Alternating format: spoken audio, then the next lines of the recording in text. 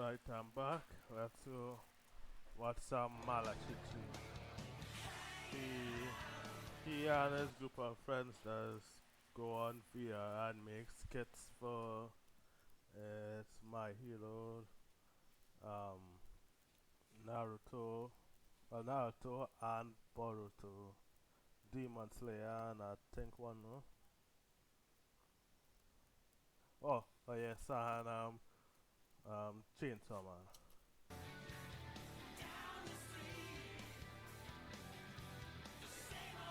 This one is when he brings Bakugo's sister and Midoriya's sister in the back there.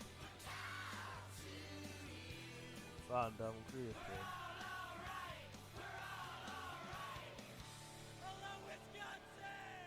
Hey, Airy. Whoa, look at me go!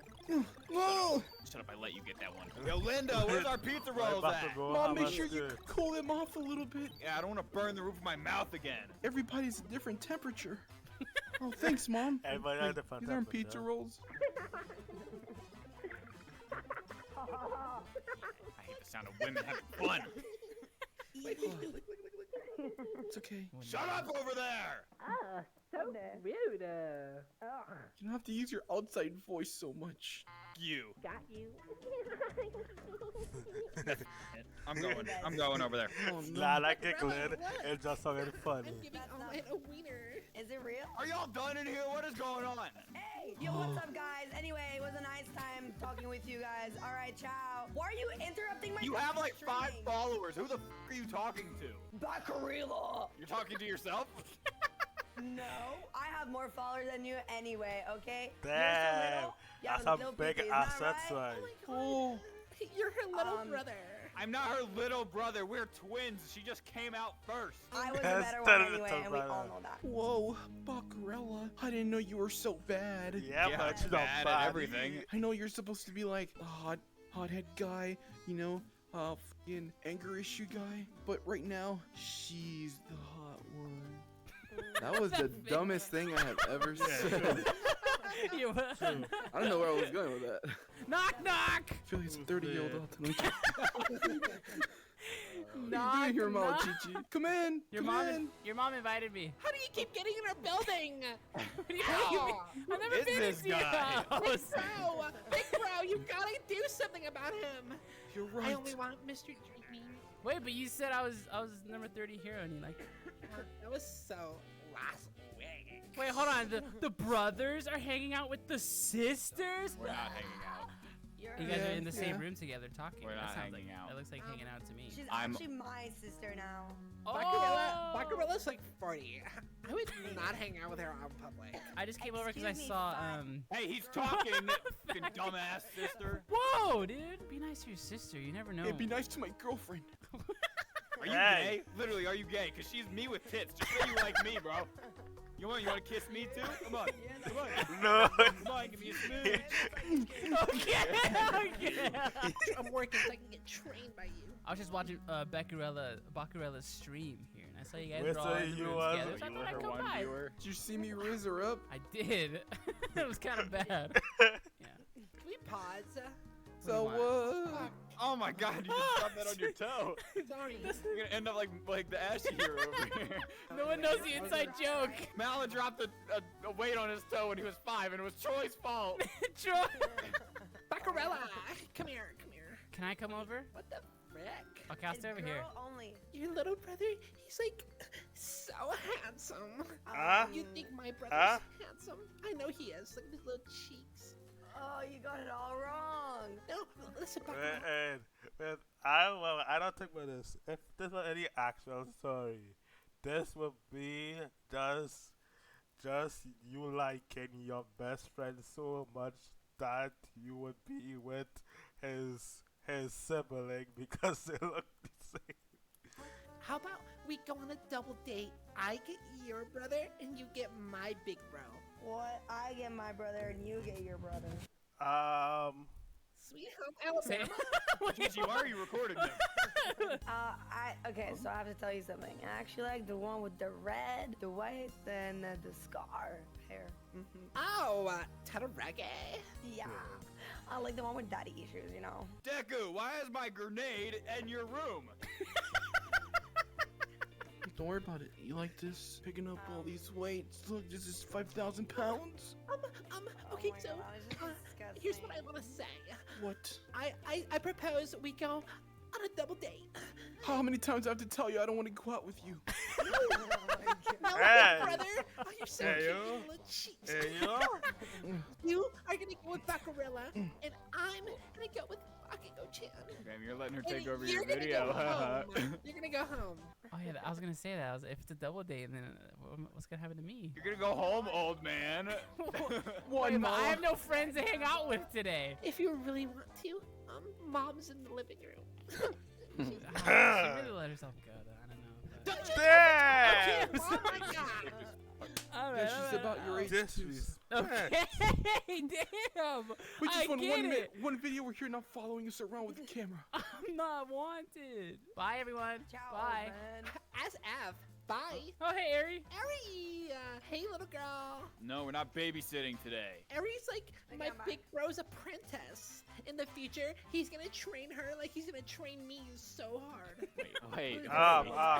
Hey, yo. I'm Hey. saying we're not babysitting Aries because Aries is a strong, independent woman who don't need no man or babysitter. Alright, today's a special day for me, so I Yeah, have he's to about ask to get you. rejected. No. So we're going on the double date or what? No. Well, you wear a skirt. No I'm one's gonna going mention through something, bro. Why are you still sitting in the corner filming us, old man? I'm not actually here. It's an invisible camera. Alright, well, hey, you know, if you want to take a shower Don't talk to me. here. I thought we were gonna die. You're like the worst driver I've ever seen. That is such a compliment. Thank you. Don't look now, guys. Don't look now. The number 40 heroes recording us again. Right in front. I'm not number 40. I'm number 30. So I'm you not are here. recording us. You dropped Yes. down. I have a YouTube channel where I put all of my videos of you guys on there. Bakugo, Stop, can you huh? move the seat forward like a gentleman? Just squeeze your little ass out. As Af. Shut up, you fat bitch. Oh, I know that van anywhere. That's Ashy Heroes van we recorded. Damn. I hate Oh my you, god. dude. Watch out, he's somewhere here. He could be recording us from anywhere. Makes me really insecure that you're taller than me, so could you just go down and just stay, No, you know, I'll down? tell Do you you what, that's like to be nice. stepped on? Yes. No, of course, who doesn't? I mean, come on. There we go. Take it like a champ and shut up. This is a it's diner true. I come to after a long day of work. Ah, long time no see, chef. How you doing, chef? Bacarella, for you, I have my finest croissant. Ah, parfait. Merci beaucoup. What is that fancy language of which you Bacarella, you're speak? serving French. us a turd on a plate. This That's how place we is like so, it. it's so majestic, Bacarella. Yes, it's yummy, it's great, it's beautiful. If you, all the food here, guys, is pretty much free because I know everyone. You know, I'm that cool. Hey, you want a sip of my coffee? Is No. it burning hot? Yeah, and I had some. So if you drink some, it's like we kissed. No, I like iced coffee. Sorry. Good luck next time. What? Yeah. Hey, Azuki. Cool, Wanna sip cool. my Yes. milkshake? Good Damn. luck with her, Tastes so, pal. I mean, it tastes so good. Oh, you think I'm just gonna hit it and quit? Alright. What can I get you, lovely lady? I want a fat ass burger. Wait, Girls order when you say first. lot, I would like some ladies. pancakes, a burger, some cake, Damn. some Badass. cookies. Damn, bitch. That's a lot of calories. Thank you. know I've that? been working on it. And maybe like a milkshake on the side. Thank you. After you. Nah, ladies first. They don't want the skirt. Yeah, and I'm man enough to admit it. Hey, Azuki, do you want to switch sides and sit next to me? After I eat, is that okay? The seat Sure, is but I'm warm. gonna watch you eat. I get nervous. Okay, Bakugo, you're so funny. Because girls do that. Get it? Hey, hey, what have voice? Guess what, deep boy? I'm gonna eat now. Is everyone ready? Everyone got their Ah, food? rum, yum, yum, yum, yum, yum. Mm. Yeah, I got my burger. Okay. Yeah, boy. I'm gonna suck the flavor off of some of your fries, but I'm not gonna eat them. I'm just sucking the flavor. Hey, Azuki, can I have one of your cookies? Just because you're so handsome, you can have half of this one. Damn fat. We Damn. kiss! Oh my god, big bro, we kiss! Also, like, what do you do for fun? You know? I mean, you know, I fix cars, I smoke all the cigarettes, I can see from the homeless, play the video game Call of Duty. Yeah, I mean wrestling, I play some football. Stop. American, See, is a Wow, good. She eats dirt, Mm. doesn't shower. Wow, lovely. she's so cool. Yeah, I she know. is Yeah, she's so so cool. cool. On opposite day, You I already do all smoking? those things. Watch our health playing check. footsie with me right now? Smoking, Maybe. we'll be Hey, smoking, Buckarella. Hey, stop it, you bitch. Izuki, you wanna go look at the stars outside? Yeah, I'll bring cookies. Okay. Have fun, you two, on your little date. This is not a date, we're just eating. Yeah, you know, I always thought that you were really cute and stuff. But you're kind of scrawny, so I don't know. What?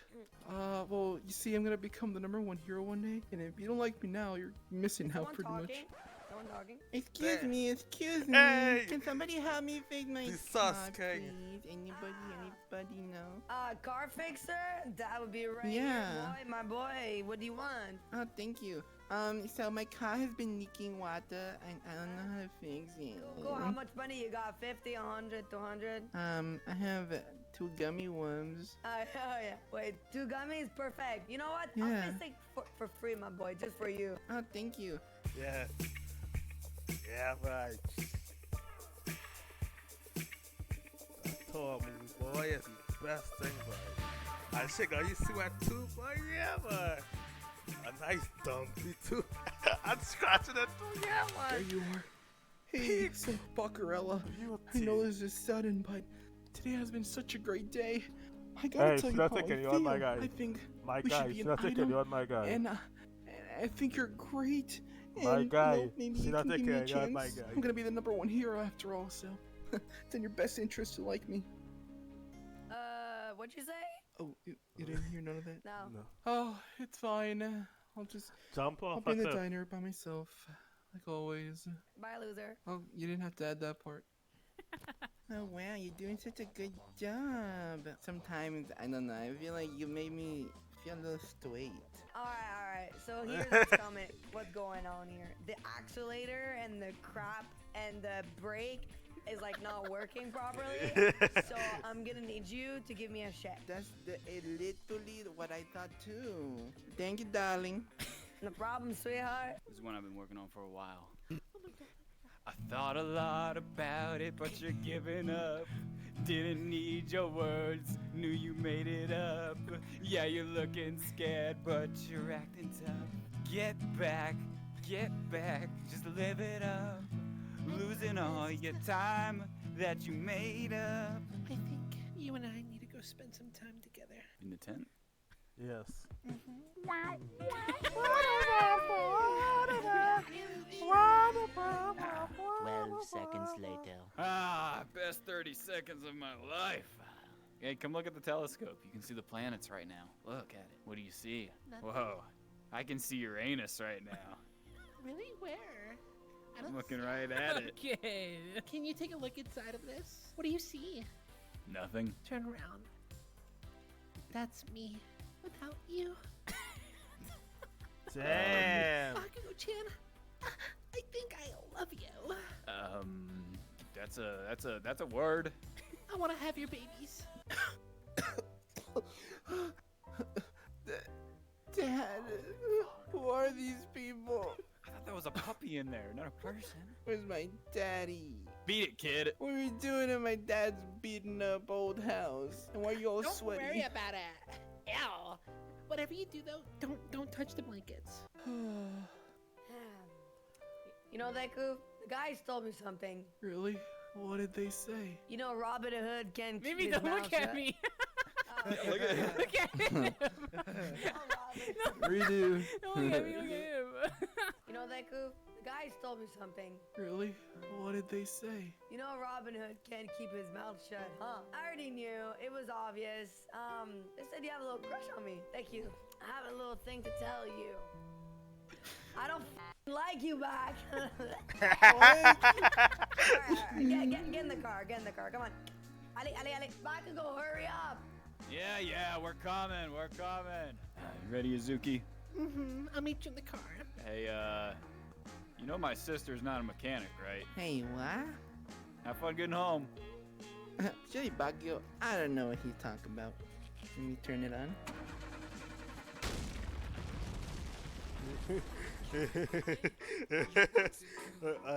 Yeah, that's the best part.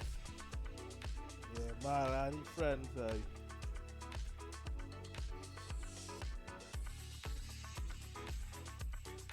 you know how to have good time together.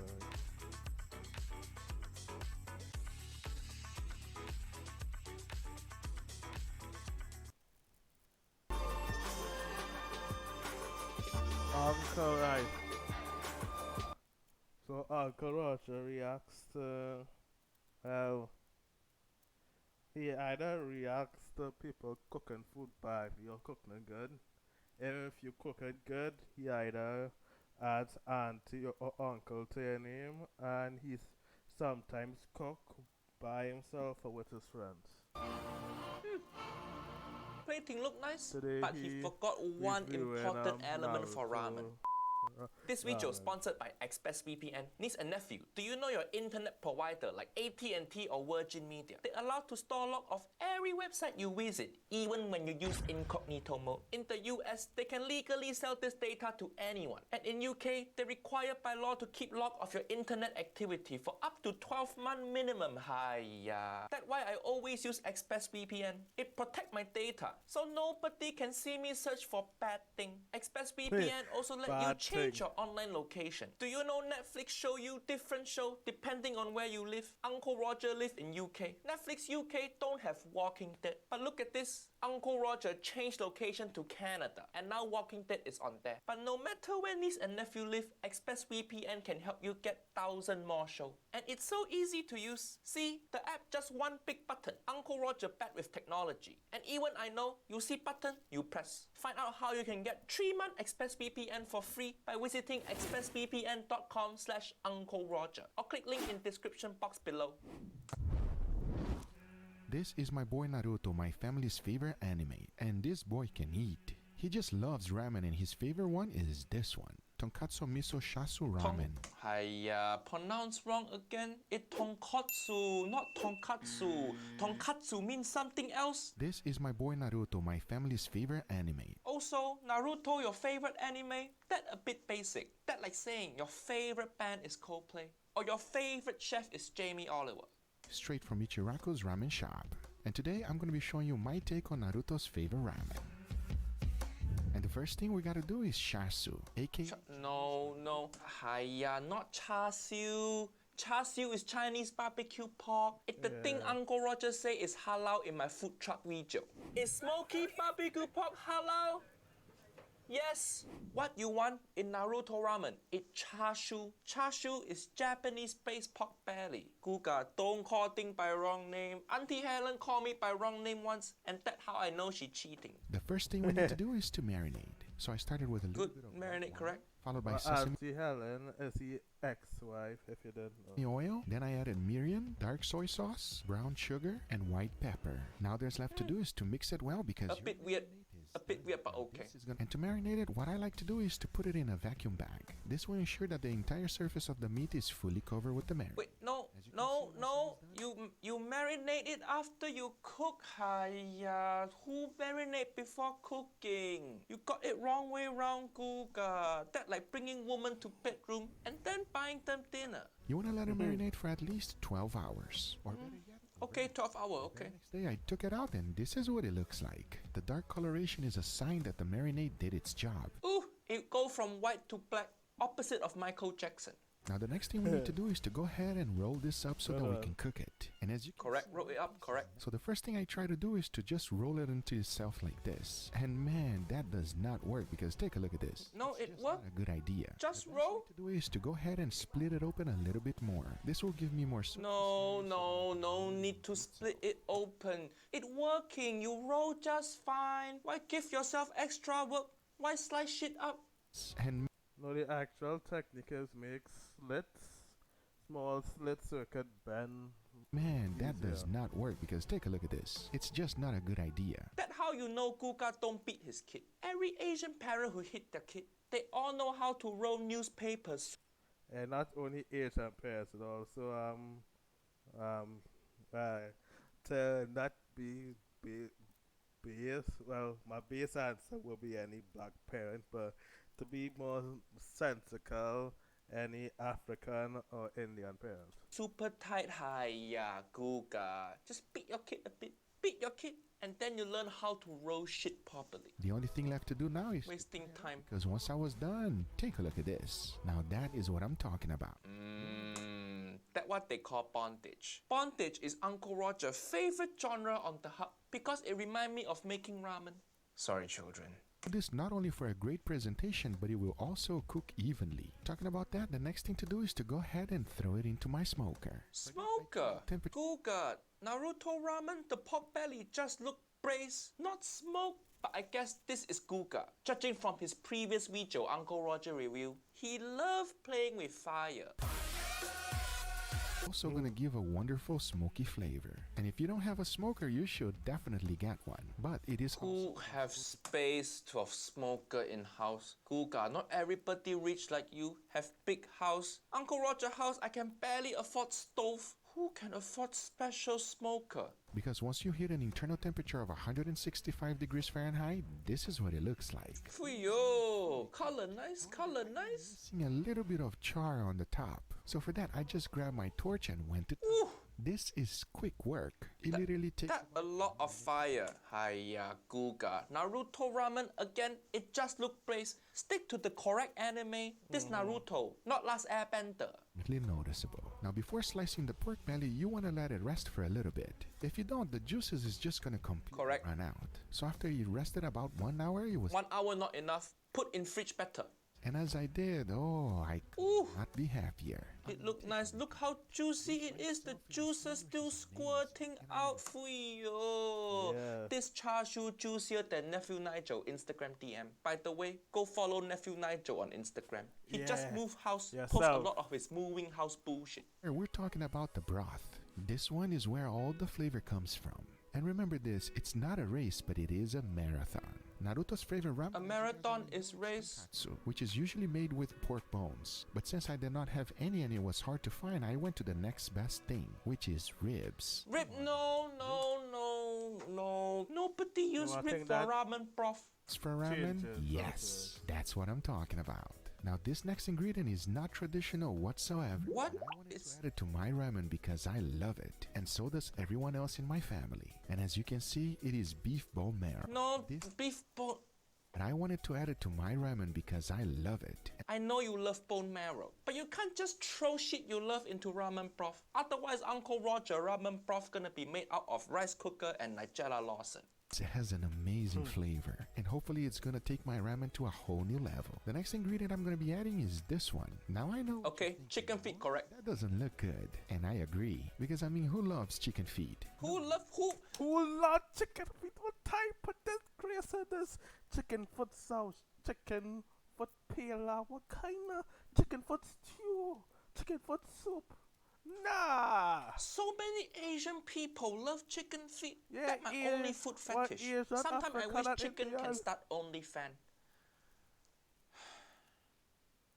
Oh, but chicken feet in ramen broth, that good. I added everything into a large stock pot, threw in a good amount of water, and took it outside. Because this is gonna take a while. As you can see, a lot of scum is gonna come up. Ah, he removing the scum. Good, good. You can skim it little by little, and that's okay. Nice work, Guga. Nice work. Oh, first batch of water. Oh, and he removing the blanching liquid. Very nice. That's how you get nice clean broth. Nephew Nick forgot to do this. That's why his broth as dirty as his brain. After about 4 hours, the next thing to do is to add a bunch of other ingredients. And here's what I chose for this broth. We got ginger, garlic. Yes, aromatic can go in. But make sure you only add aromatic near the end of boiling. Maybe the last hour or so. Otherwise the flavor not good. So after adding it all up, I just make sure Mushroom have umami flavor. it's time to leave it alone. Once that time was up, I went ahead and added even more flavor. And here's what it Ooh, is that dashi? water I threw in He making dashi. Good. a dry seaweed. Kombu correct for dashi. Let that simmer for about 5 minutes. Kombu and bonito flake. Good. Dashi. Good. Because once you are done, you are rewarded with this. I'm telling you, friends, it's incredible. It Soup color a bit too dark. At this stage, tonkotsu broth supposed to be white and creamy. Look at my good friend Way of Ramen channel. That how tonkotsu broth supposed to look. I think Guga didn't boil it hard enough. The fat didn't emulsify. However, it is still not 100% done yet because we need to add 2 more special ingredients. Miso. Miso. And as you can see, I chose the red and white. Adding both gives a wonderful flavor. Just make sure that once... No, you don't just add miso into your broth. You should make miso tare by itself separately. You can't just drop miso into boiling water because the heat killed the miso flavor. You're wasting miso. Miso very expensive. Don't boil it. But now that our broth is ready, the next thing to do is to start up our toppings. And the very first one we're gonna make is eggs. These are super easy. Let's see. Soft boil. To get those, soft boil good. Boil my eggs for a total of 6 minutes. Once the time is up, I immediately 6 minutes a bit fast, but it okay. Prevent it from cooking any. Ice bath good. The next thing we gotta do is the marinade. So into a bowl, I threw in a little bit of soy sauce, followed by Miriam, sesame oil, a good amount of brown sugar, and finished it off with water. Mix it well because once you have done so, the only thing left to do is to add it to the eggs. Marinade look a bit too dark. You want same color as Obama, not Wesley Snipes.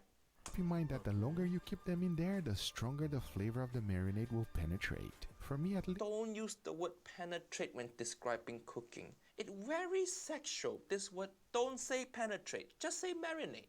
Just say marinate. 3 hours in the refrigerator is... He forgot paper towel on it. They turn dark real quick. Gonna have white spot. How it would be if you leave it overnight. And these eggs... See? Anything. See? No paper towel. The marinade can't penetrate the top part. It looked like it got bow spot. Next topping, we gotta make nemna, aka bamboo shoot. Nice. Here, this is what it looks like. Don't get it from tin. Able to find was this one here on my Asian supermarket. But I guess Myanmar very hard to get outside Japan, so that okay. Moving on to the next topping, this one might be the most popular of them all. I'm talking Naruto Maki. Fish cake. You can make Naruto's favorite ramen without this. It is fish cake, and I think I understand why Naruto likes this very much. Check out the ingredients. Do you see what I see? Monosodium gluten, aka MSG, the king of flavor.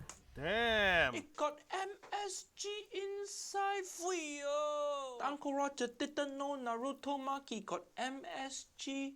By the way, many niece and nephew telling Uncle Roger, MSG make them thirsty. And Uncle Roger say, don't be pussy. If thirsty, just drink water. Good food worth getting thirsty for. Yeah. Stop thirsting over woman. Thirst over MSG. It's more satisfying in your life. MSG don't leave you. The last one, and maybe the most important one of them all, is the noodles. I've chose these. At least for me, they are the best ramen noodles I ever had. What? I just followed the...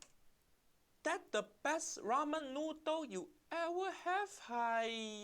Why your standard so low, Guga? This just regular dry ramen you get at any Japanese shop. Have you never had fresh ramen in your life before? Nope. It is pretty simple. There's no secret to it. But now... that ramen too thin also. For this type of miso ramen, you want to use thicker noodle. It is enough talking, and it is time to plate and eat. So let's do it. Good.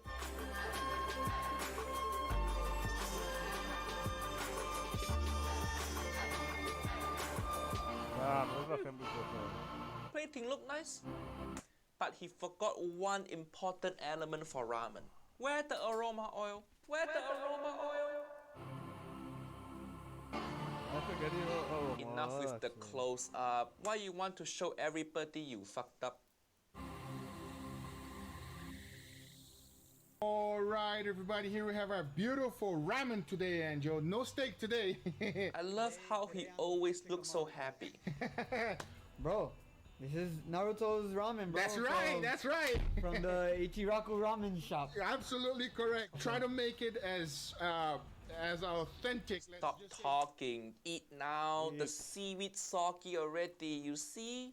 How does it taste? Let's see. Oh, that's like... Oh, come on now. That's like chickeny pork. That is fire, everybody. That's all I can say. One guy described as chickeny pork, the other guy described as fire. Uncle Roger still don't know what it tastes like. So weird to see Guga not eating steak, but overall, not bad. The ramen looked exactly like Naruto ramen. Just next time, make your miso tare separately. And remember to make aroma oil. Hiya. Luffy just ended Kizaru's entire career Right, and proved so Yonko's. this one is from AVD. Is the only anime explanation YouTube channel which I watch because all the members did some form of science or engineering or physiological studies and use it to explain anime shit. So. Are stronger than admirals. With no Conqueror's Haki, no Rio, just hands, Luffy yeets Kizaru out of the entire island. And you might be asking how? How, Sway? Well, we start off the chapter with Luffy's Gear 5 giant hand spinning Kizaru around like a helicopter to then saying bye-bye. As Kizaru is shot a million miles away, the others realize that this is their opportunity to get out. Atlas is trying to go down to the lower stratum so that she can steal the command authority of the pacifistas. As even if the barriers go down, that doesn't mean they're safe to exit because they would just get shot and incinerated. But this isn't just about disabling the weapons of the enemy, since the pacifistas will be able to aid the Straw Hats in their escape against 30,000 Marines, therefore turning the tide of the battle. Oda even declares that controlling the pacifistas in this battle is the win condition for the Straw Hats. However, Vegapunk doesn't like winning, as he shows his desire of wanting to go down to the lower stratum with Atlas, despite him being the last person that should be going down there, considering that it's his life that the Marines are after. Although Vegapunk does have a good reason, as he tells Frankie that Bonnie is also at the lower stratum and scolds him for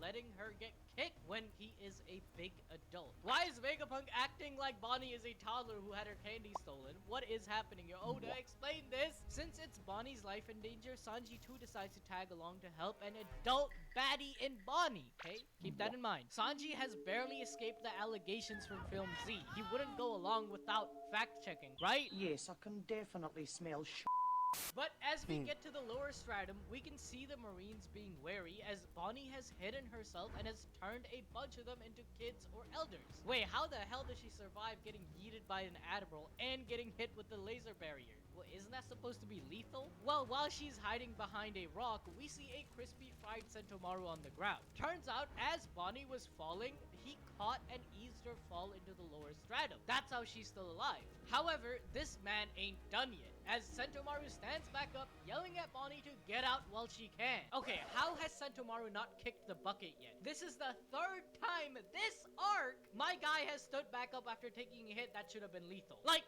he has tanked multiple light speed attacks, getting thrown 2 lasers, and now is dealing with the Marines. That size on him is not a joke. The plot convenience levels of dexterity aside, Sentomaru and Vegapunk are all people Bonnie has been close with as a kid. They're just like her family, so seeing the Marines encircling the body of the man who saved her on the brink of death can't be easy. However, we switch perspectives back to the Labro phase, where Zoro is now fighting Lucci, a villain so strong that made Monkey D. Luffy create a whole new gear back in Enies lobby, a foe so deadly that Joy Boy had to be summoned to take care of him earlier in this arc. But Zoro tells him straight up that he is too fodder for his captain, and even for him, Lucci is light work. But Lucci ain't taking that roast lying down. He's a man who doesn't even view Luffy as an emperor, as he told us in chapter 1071. Hello? He said what? We have some breaking news, you guys. Rob Lucci has not escaped the fraud allegations. They are actually being added onto, as this dude in the matter of 20 chapters has gone from not even acknowledging Luffy as an emperor to saying that beating a number 2 ain't so bad after all. I mean, my God! How much much more can you stink? After Lucci's fight with Luffy, he's realized that he's no longer a match for the GOAT, despite even awakening his own fruit. So he simply has no other choice but to accept reality. But Zoro does show him some respect at least, as he's using his 3 swords coated with Conqueror's Haki. However, if we're being honest here, Lucci is probably weaker than King, as he doesn't have the OP defenses of a Lunarian, which was a key factor in Zoro's struggle against his last major foe. If you have the notification bell on, you know our theory about the Neo Marines at the end of One Piece, and Lucci is a candidate to be one of the members in it, especially with his and the CP9's cover story journey of them finding themselves. They have been humanized by Oda, meaning he isn't going to die here, as the Straw Hats' main objective right now isn't to win a fight, but rather to protect Vegapunk and escape as soon as possible. Going back to Kizaru, turns out Luffy used his brain for once, and Kizaru's fall is about to drop him into the sea. However, he is an admiral for a reason, as he shoots his Yakasaka Nino Magatama away from the sea and towards Luffy before turning a bunch of the projectiles into projections of himself. As Luffy has his eyes popping out, seeing a bunch of Kizaru clones, the admiral conjures a lightsaber and strikes. Luckily though, Luffy dodges this attack, quickly following up with a counter. However, it doesn't work, because these light projections function in a similar way to Vegapunk's hologram dragon we saw back in chapter 1062. Perhaps the Pika Pika no Mi is the inspiration behind this technology in the first place. So as Luffy is getting chased by Kizaru's holograms, he gets an idea. Instead of trying to play whack-a-mole, why doesn't he just hit them all at the same time? So after lining them all up, Luffy slams them with his armament-coated booming Dawn Stamp. This would have been a good strategy if only Kizaru was never amongst the clones to begin with, as he was instead looking for Vegapunk. As Luffy recoils from his attack, he sees Usopp getting his life choked out by Kizaru. But God Usopp is saved when Kizaru realizes his target isn't there and spots a wild Vega tank tumbling down to the lower stratum. This brings us to the question on how do we scale the admirals to the Yonkos, because there is a lot of mixed opinions. Some of you guys actually believe that they are equal. Who thinks they're equal, bro? They are not equal. Admirals are akin to Kaido before he fought Gear 5. Basically like drunk Kaido level at least. To just give some proof about that, we don't even need to analyze each and every admiral. We just need to use some logic. Number 1, the government with their admirals had to offset the power dynamic between the Navy and the Yonko, the incorporation of the 7 warlords. Yep, they had to work with Pirate, the very people who they are against, just to survive, and they were disbanded only after Vegapunk created the Seraphims and Pacifistas. Number 2, throughout the series, there hasn't been even one admiral that went head-to-head with a Yonko on their own. For example, Akainu couldn't even game end an old, broken, and disadvantaged Whitebeard. I'm not saying he didn't do damage, but he wasn't able to finish him. Aokiji lost against Akainu, so we know where to scale him, and of course, he couldn't even beat Old Man Garp one-on-one. Green Bull didn't even want to entertain the smoke and ran away from Shanks' Haki alone from 100 miles away, alright? And the argument of Green Bull shutting down King and Queen is just silly at this point, because both of them had already gotten destroyed by Zoro and Sanji respectively. Their crew was scattered, and unlike the Straw Hats, had no medical aid to get back to health so they could defend themselves against Green Bull. But what's more pressing is that in Marineford, Kizaru gave up against Shanks' crewmate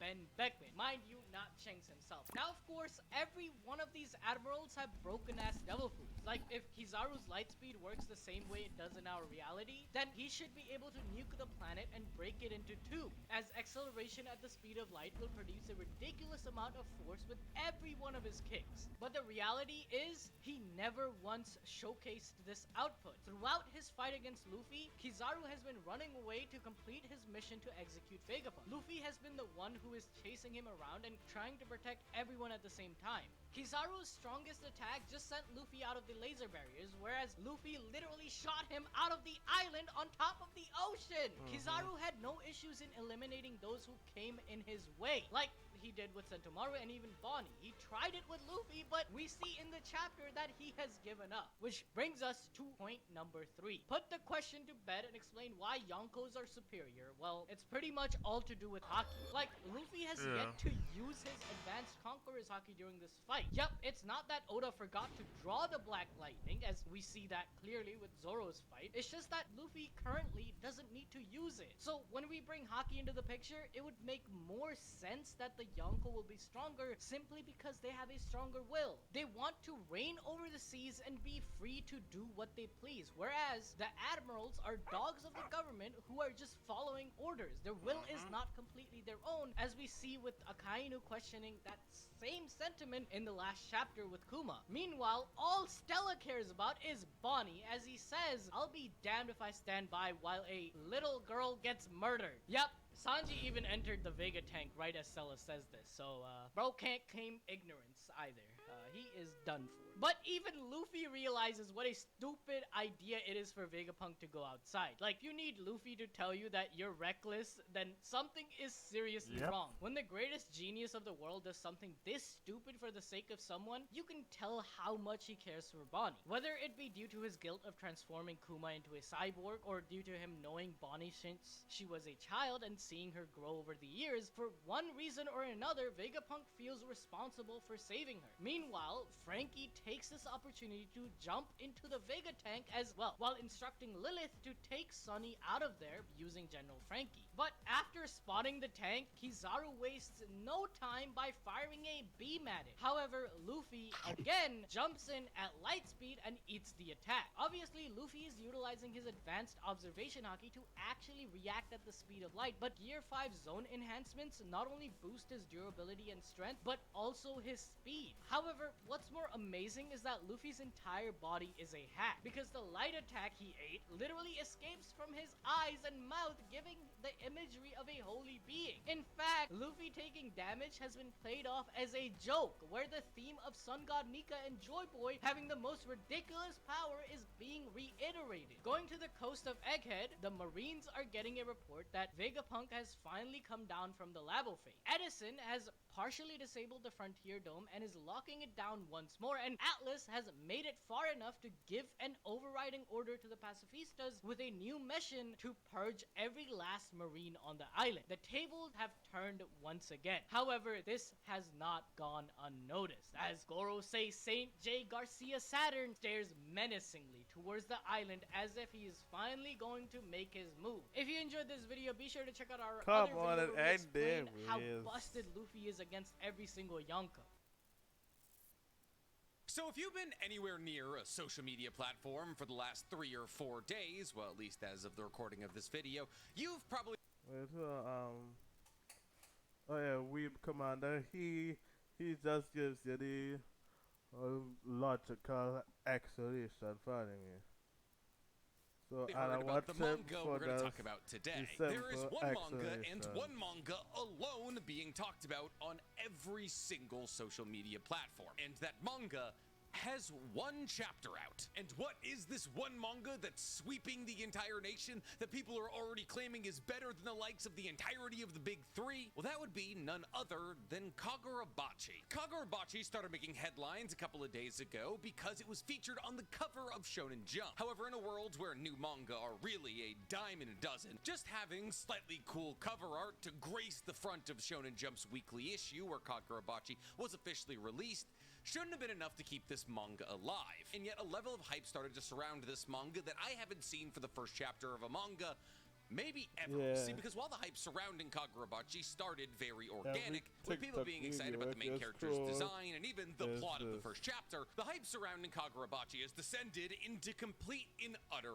madness. And while of course TikTok's FYP is very tailored towards you, and therefore anything that I see probably isn't a reflection of what you see, but I know that the entirety of my FYP is people currently memeing Kagurabachi to be the greatest anything of all time. Memes like photos of chocolate chip ice cream saying I'm the greatest ice cream, then chocolate ice cream saying no, I'm the greatest ice cream, and then the final slide being no, I'm the greatest ice cream, and it's just Chihiro, the main character of this manga, standing in a cone. The meme that enough time has passed that people have already began to dub Kagurabachi is better than One Piece, which started as organic hype building around a really interesting looking and fast-paced manga has devolved into possibly the greatest marketing scheme for this manga possible, which could either very easily set up the next biggest manga on Earth, or maybe one of the biggest disappointments we've ever seen. See, because here's the thing. Chapter 1 of Black Clover, One Punch Man, MHA, Chainsaw Man, none of them generated the level of hype that Kagurabachi is currently generating. And while obviously a lot of the hype revolved around Kagurabachi is by people who haven't even read the first chapter, the fact that a manga is one chapter into its story and is trending on every single social media means that it has a pretty good chance of being successful. Because personally, I have a rule that I don't read a manga until it gets 10 chapters in, because like I've already stated, manga are a dime in a dozen. And if you read manga before they hit chapter 10, about 50% of them just straight up get canceled. This is why I just started reading Gokuraku Gai, because it got its 11th chapter, and not until I see 11 chapters do I deem that a manga is worth reading. But I decided to throw my own rule to the wayside because Kagurabachi is the biggest thing in the manga world right now. And I wanted to see if the hype being generated around Kagurabachi was justified. So I sat down and I read the chapter, and honestly, I feel as though the hype might actually be justified. Well, the plot of the story doesn't appear to be anything particularly special. The motives and central tenets of the story are very simple. The action is quick-paced, and the art style is pretty good. For all intents and purposes, the first chapter of Kagurabachi checks all of the boxes to be a successful shonen for the next 10 or so years. That is between its manga run and hypothetical anime run. It's a gory revenge story revolving around super-powered katanas. Nothing about it breaks any molds whatsoever, however, formulaic is what works. So today, I want to go over this first chapter with you and give you my honest thoughts on it and whether or not I believe Kagurabachi will turn into one of the biggest manga on Earth and maybe in anime one day, or if the hype revolving around chapter 2 is just a flash in the pan. But before we get to reviewing anything, guys, please, for me, like this video, subscribe to the page, and hit that noti bell. And if you guys love the idea of me giving you manga recommendations, you are going to love my anime podcast, Who Talks Anonymous, where me and Danny Mata break down everything that happened in anime this week. It's available on YouTube, Spotify, and Apple Podcasts. Or if you want to look like somebody who keeps up to date on new releases of manga, go ahead and head to my brand new merch store, talkersanonymous.net, where you can get some of the greatest anime merch known to man. So,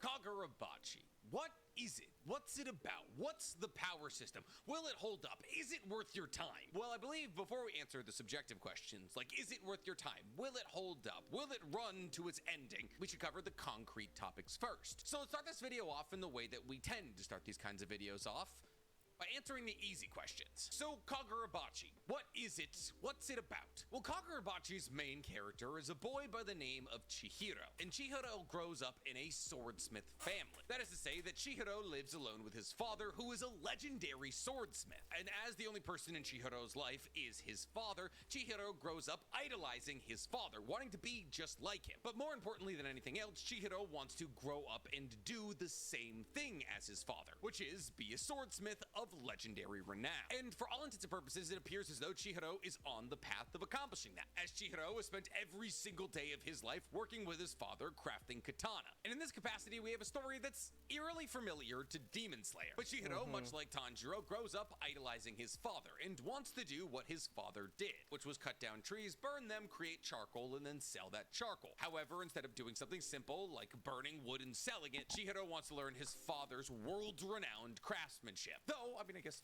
being a charcoal salesman probably does have some crafts involved as well. Now, in the beginning of the chapter, it appears as though Chihiro's father, Kunishiki, is a world-renowned katana maker because of the quality of katana that he makes. As pretty much all that we're told is that he was a world-renowned katana craftsman because of the unique method he uses to create his katana. So far as we know, he just makes really sharp or really durable swords. We later learned that that's actually not the circumstance, but we'll get to that bridge when we cross it. Now, outside of Chihiro respecting his father as a craftsman, he also respects him as a father and a person, as it's shown that his father is a naturally very silly person when he's not crafting katana. A man who on his way home would pick up goldfish for the house that he and his son could raise together. But outside of crafting katanas, he's shown to be quite airheaded, a silly goofy guy. But when he locks into a serious mode while crafting katanas, all of that goes away. Honestly, he feels exactly like Isshin Kurosaki from Bleach. Serious when he needs to be, silly most of the time. And one day, while Chihiro and his father are in the middle of creating a katana, an old acquaintance of his father stops by.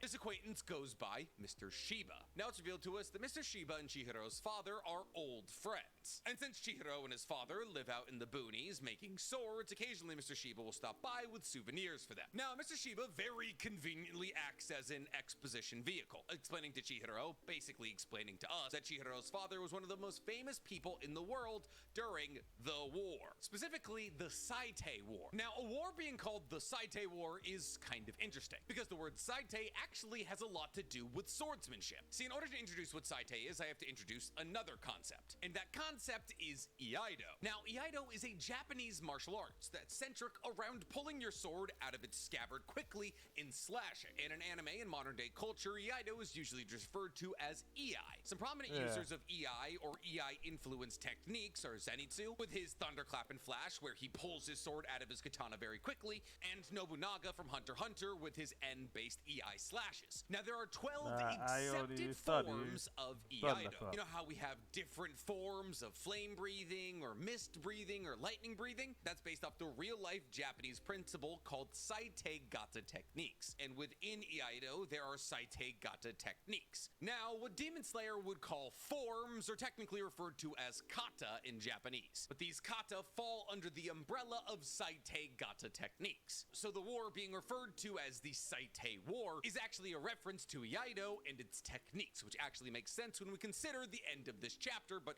we'll get there when we get there. But sorry, before we went off on this long historical tangent about Japanese martial arts, we were talking about the fact that Chihiro's father was a man of legendary renown during the Saitei War, even more famous than people who fought in the war like Mr. Shiba. And thus we've established the fact that Chihiro's father was a non-combatant and Mr. Shiba was a combatant. But Mr. Shiba elucidates to Chihiro that the swords that his father made were the reason the war ended, obviously for the side that Mr. Shiba was fighting for. Now, after Mr. Shiba leaves, Chihiro's father very conveniently says, well, you're 15 now, which means you need to learn the dark side of swordsmithing. To which Chihiro states, I'm willing to learn about all aspects of swordsmithing because I'm serious about following your footsteps. At which point we get a real Chekhov's gun moment, as Chihiro's father ushers him down to the basement, where there is one katana sitting on a stand. And it's at this point that Chihiro's father reveals to Chihiro that there's a couple of katanas scattered around the basement, all katana made before Chihiro was born that were used in the war. It's at this point that we get a talk that great power comes with great responsibility, as Chihiro's father tells Chihiro that we have as much blood on our hands as swordsmiths as the people who use our swords to cut down enemies. And while sometimes our swords may be used to slash open new eras or save lives,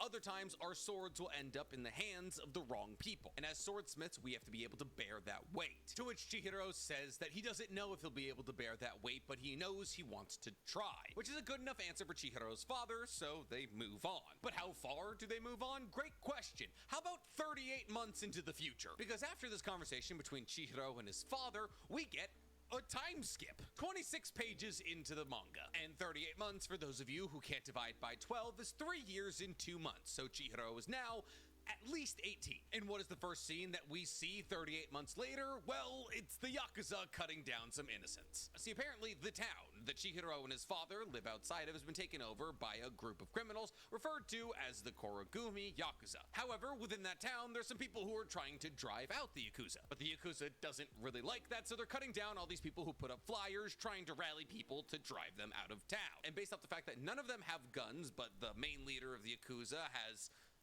mutton chops? Is that what you call that? When it's like a mustache that attaches into like kind of a beard here and goes up? It's very much like a, come here, you, that was bullied. Now you have to have fisticuffs with me type of facial hair. And considering the fact that nobody in the Yakuza has guns and that the main member of the Yakuza has some 1910s ass facial hair, I'm gonna assume we're somewhere in the early 1900s in Kagurabachi. Maybe in the late 1800s, because guns didn't become popular or even used at all in Japan until roughly World War I. However, while the Yakuza is beating down on this last remaining member of the people who put up posters trying to drive them out of town, it's revealed also the Korogumi Yakuza is backed by a sorcerer. And just like that, there's magic. And just so fast as the concept of sorcery is introduced, wouldn't you believe it, a sorcerer shows up and grows a tree around the neck of the last remaining member of the people who put up the posters to drive out the Yakuza. Now I know what you're saying, oh, he grew a tree, but the tree is pointy. Specifically, he grows a bonsai tree, but instead of the bonsai tree having leaves, it has needles that are digging into his face. It's not a pleasant experience for anybody. And then just as fast as that sorcerer shows up, he puts two fingers together and burns away into flames flames and disappears. We know a man who knows exactly his cue to leave. After it's very clearly been depicted who the bad guys were, we're served to our first look at Chihiro post-time skip. And things have changed. 1. Chihiro is on a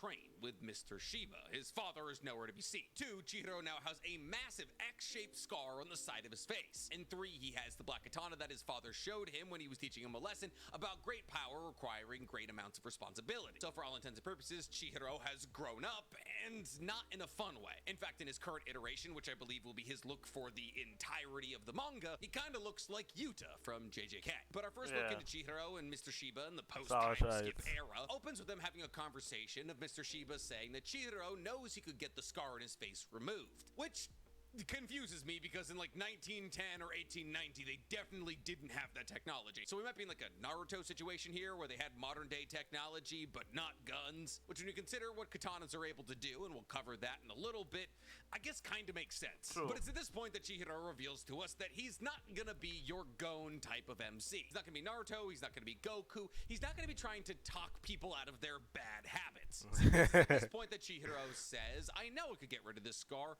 I just don't want to. Because every morning when I wake up to wash my face, I see this scar and a new wave of fresh fury washes over my body. So we don't have your standard shonen, friendship, and happiness MC. We more have your standard seinen, I'm gonna kill everybody and everything MC. Think early Thorfinn, Guts, Yuji in modern day JJK. And just as soon as they're done talking about ways to keep yourself angry 24/7, their train arrives in the town, which is now currently being controlled by the Korogumi Yakuza. At which point Chihiro and Mr. Shiba see that the Korogumi Yakuza has hung up 4 people who rallied against them and tried to drive them out of the city, or town, or whatever. I don't really know how big it is. But the reason that the Yakuza has hung up these 4 people is to send a message to everybody in the town that if you try to battle against us, you will be made an example of. And thus you can see on the faces of everybody in the town that they've given up, that they understand that the Yakuza is in charge, and the best way to stay alive is to not question them. Now, this is Chihiro's first time into town. So Chihiro, upon arriving at the train station, was wondering whether or not the leader of the Yakuza would be a reasonable person to talk to. Essentially, Chihiro was trying to find a way to resolve his beef, and we don't understand why he has beef with the Yakuza, but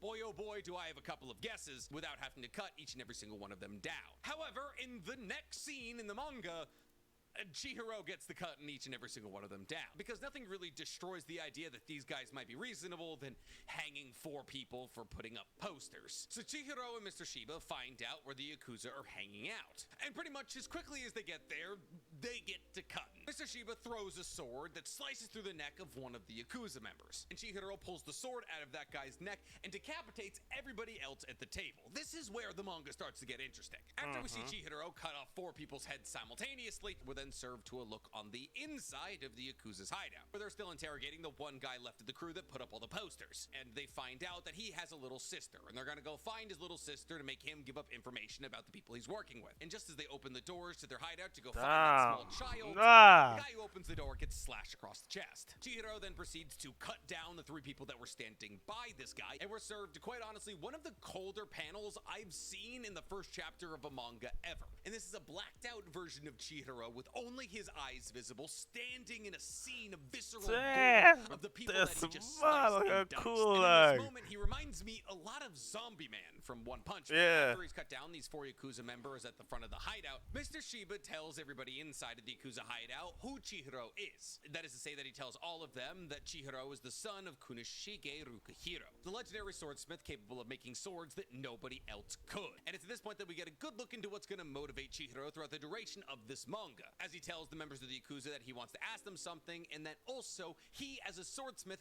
cannot let them wield katana. See, it appears as though Chihiro holds the lesson that his father taught him about how the swordsmith carries all of the burden of the souls taken with the swords that they create very close to his heart. And therefore, the concept of anybody using katanas in evil ways makes Chihiro very mad. And therefore, his core motivation outside of avenging what was probably the loss of his father will also be to make sure that katana aren't wielded by evil men and women. Obviously, the Yakuza not super stoked about an 18-year-old kid killing a bunch of their members, so they all pull out the katanas that Chihiro believes that they shouldn't have and rush him. It's at this point that it's revealed that Chihiro has 2 separate swords, kind of like your standard samurai or ronin. as your standard samurai or ronin would have a standard katana, but also would wield a shorter blade, which is called a wakizashi. Now, prior to this moment, Chihiro had been using his wakizashi, his shorter blade. However, as all of these members of the Yakuza began to rush him, he switched to his katana, which is the black katana that his father gave him. And as Chihiro begins to pull out his katana, it's revealed to us that the reason that the katanas that his father made were special weren't because they were sharper or more durable, but because Chihiro's father was able to imbue his katanas with sorcery, and thus the blades that Chihiro's father made were imbued with special powers. Not just the special power of being sharper and more durable than everybody else's swords. Damn. Therefore, upon the drawing of his katana and the muttering of the word Enten, Chihiro summons the 3 goldfish that his father bought for him. As in order to depict that his father was a silly, goofy kind of guy, his father bought Chihiro and him 3 goldfish. 1 black, 1 gold, and 1 tricolored. Now, technically, upon Chihiro unsheathing this blade and saying Eten, we only see 2 goldfish, which could either mean that this is in Chihiro's full form, or that he's unable to use the goldfish. Or it could just mean that the mangaka wanted to be able to show off as much of the goldfish as possible, and fitting 3 goldfish into a scene at that size would have been very difficult. Now, honestly, I'm more leaning towards the fact that Chihiro was unable to use the red or goldfish, as Chihiro's father states that the red/gold goldfish is supposed to bring good fortune, while the black goldfish is supposed to ward off evil, and the tricolored goldfish is supposed to be just spectacular. So it's a possibility that Chihiro's heart is steeped in so much anger and malice that he's not able to use the red goldfish because it only brings good fortune, and therefore he's using the black goldfish, which wards off malice, and the tricolored goldfish because we don't know what it actually does yet. And upon releasing this sword and his goldfish, Mr. Shiba once again acts as an exposition vehicle, stating that this was Chihiro's father's last katana, the one he gave his life to make. Which confirms to us what we all knew the second we saw Chihiro's scars, that his father was dead. In fact, the second that his father was introduced, I knew he was gonna die. However, if this is the last sword that Chihiro's father ever made, unless Chihiro's father made this sword before showing him the sword in the room in the basement to teach him the lesson about responsibility, that means that the sword that Chihiro is wielding that allows him to summon his goldfish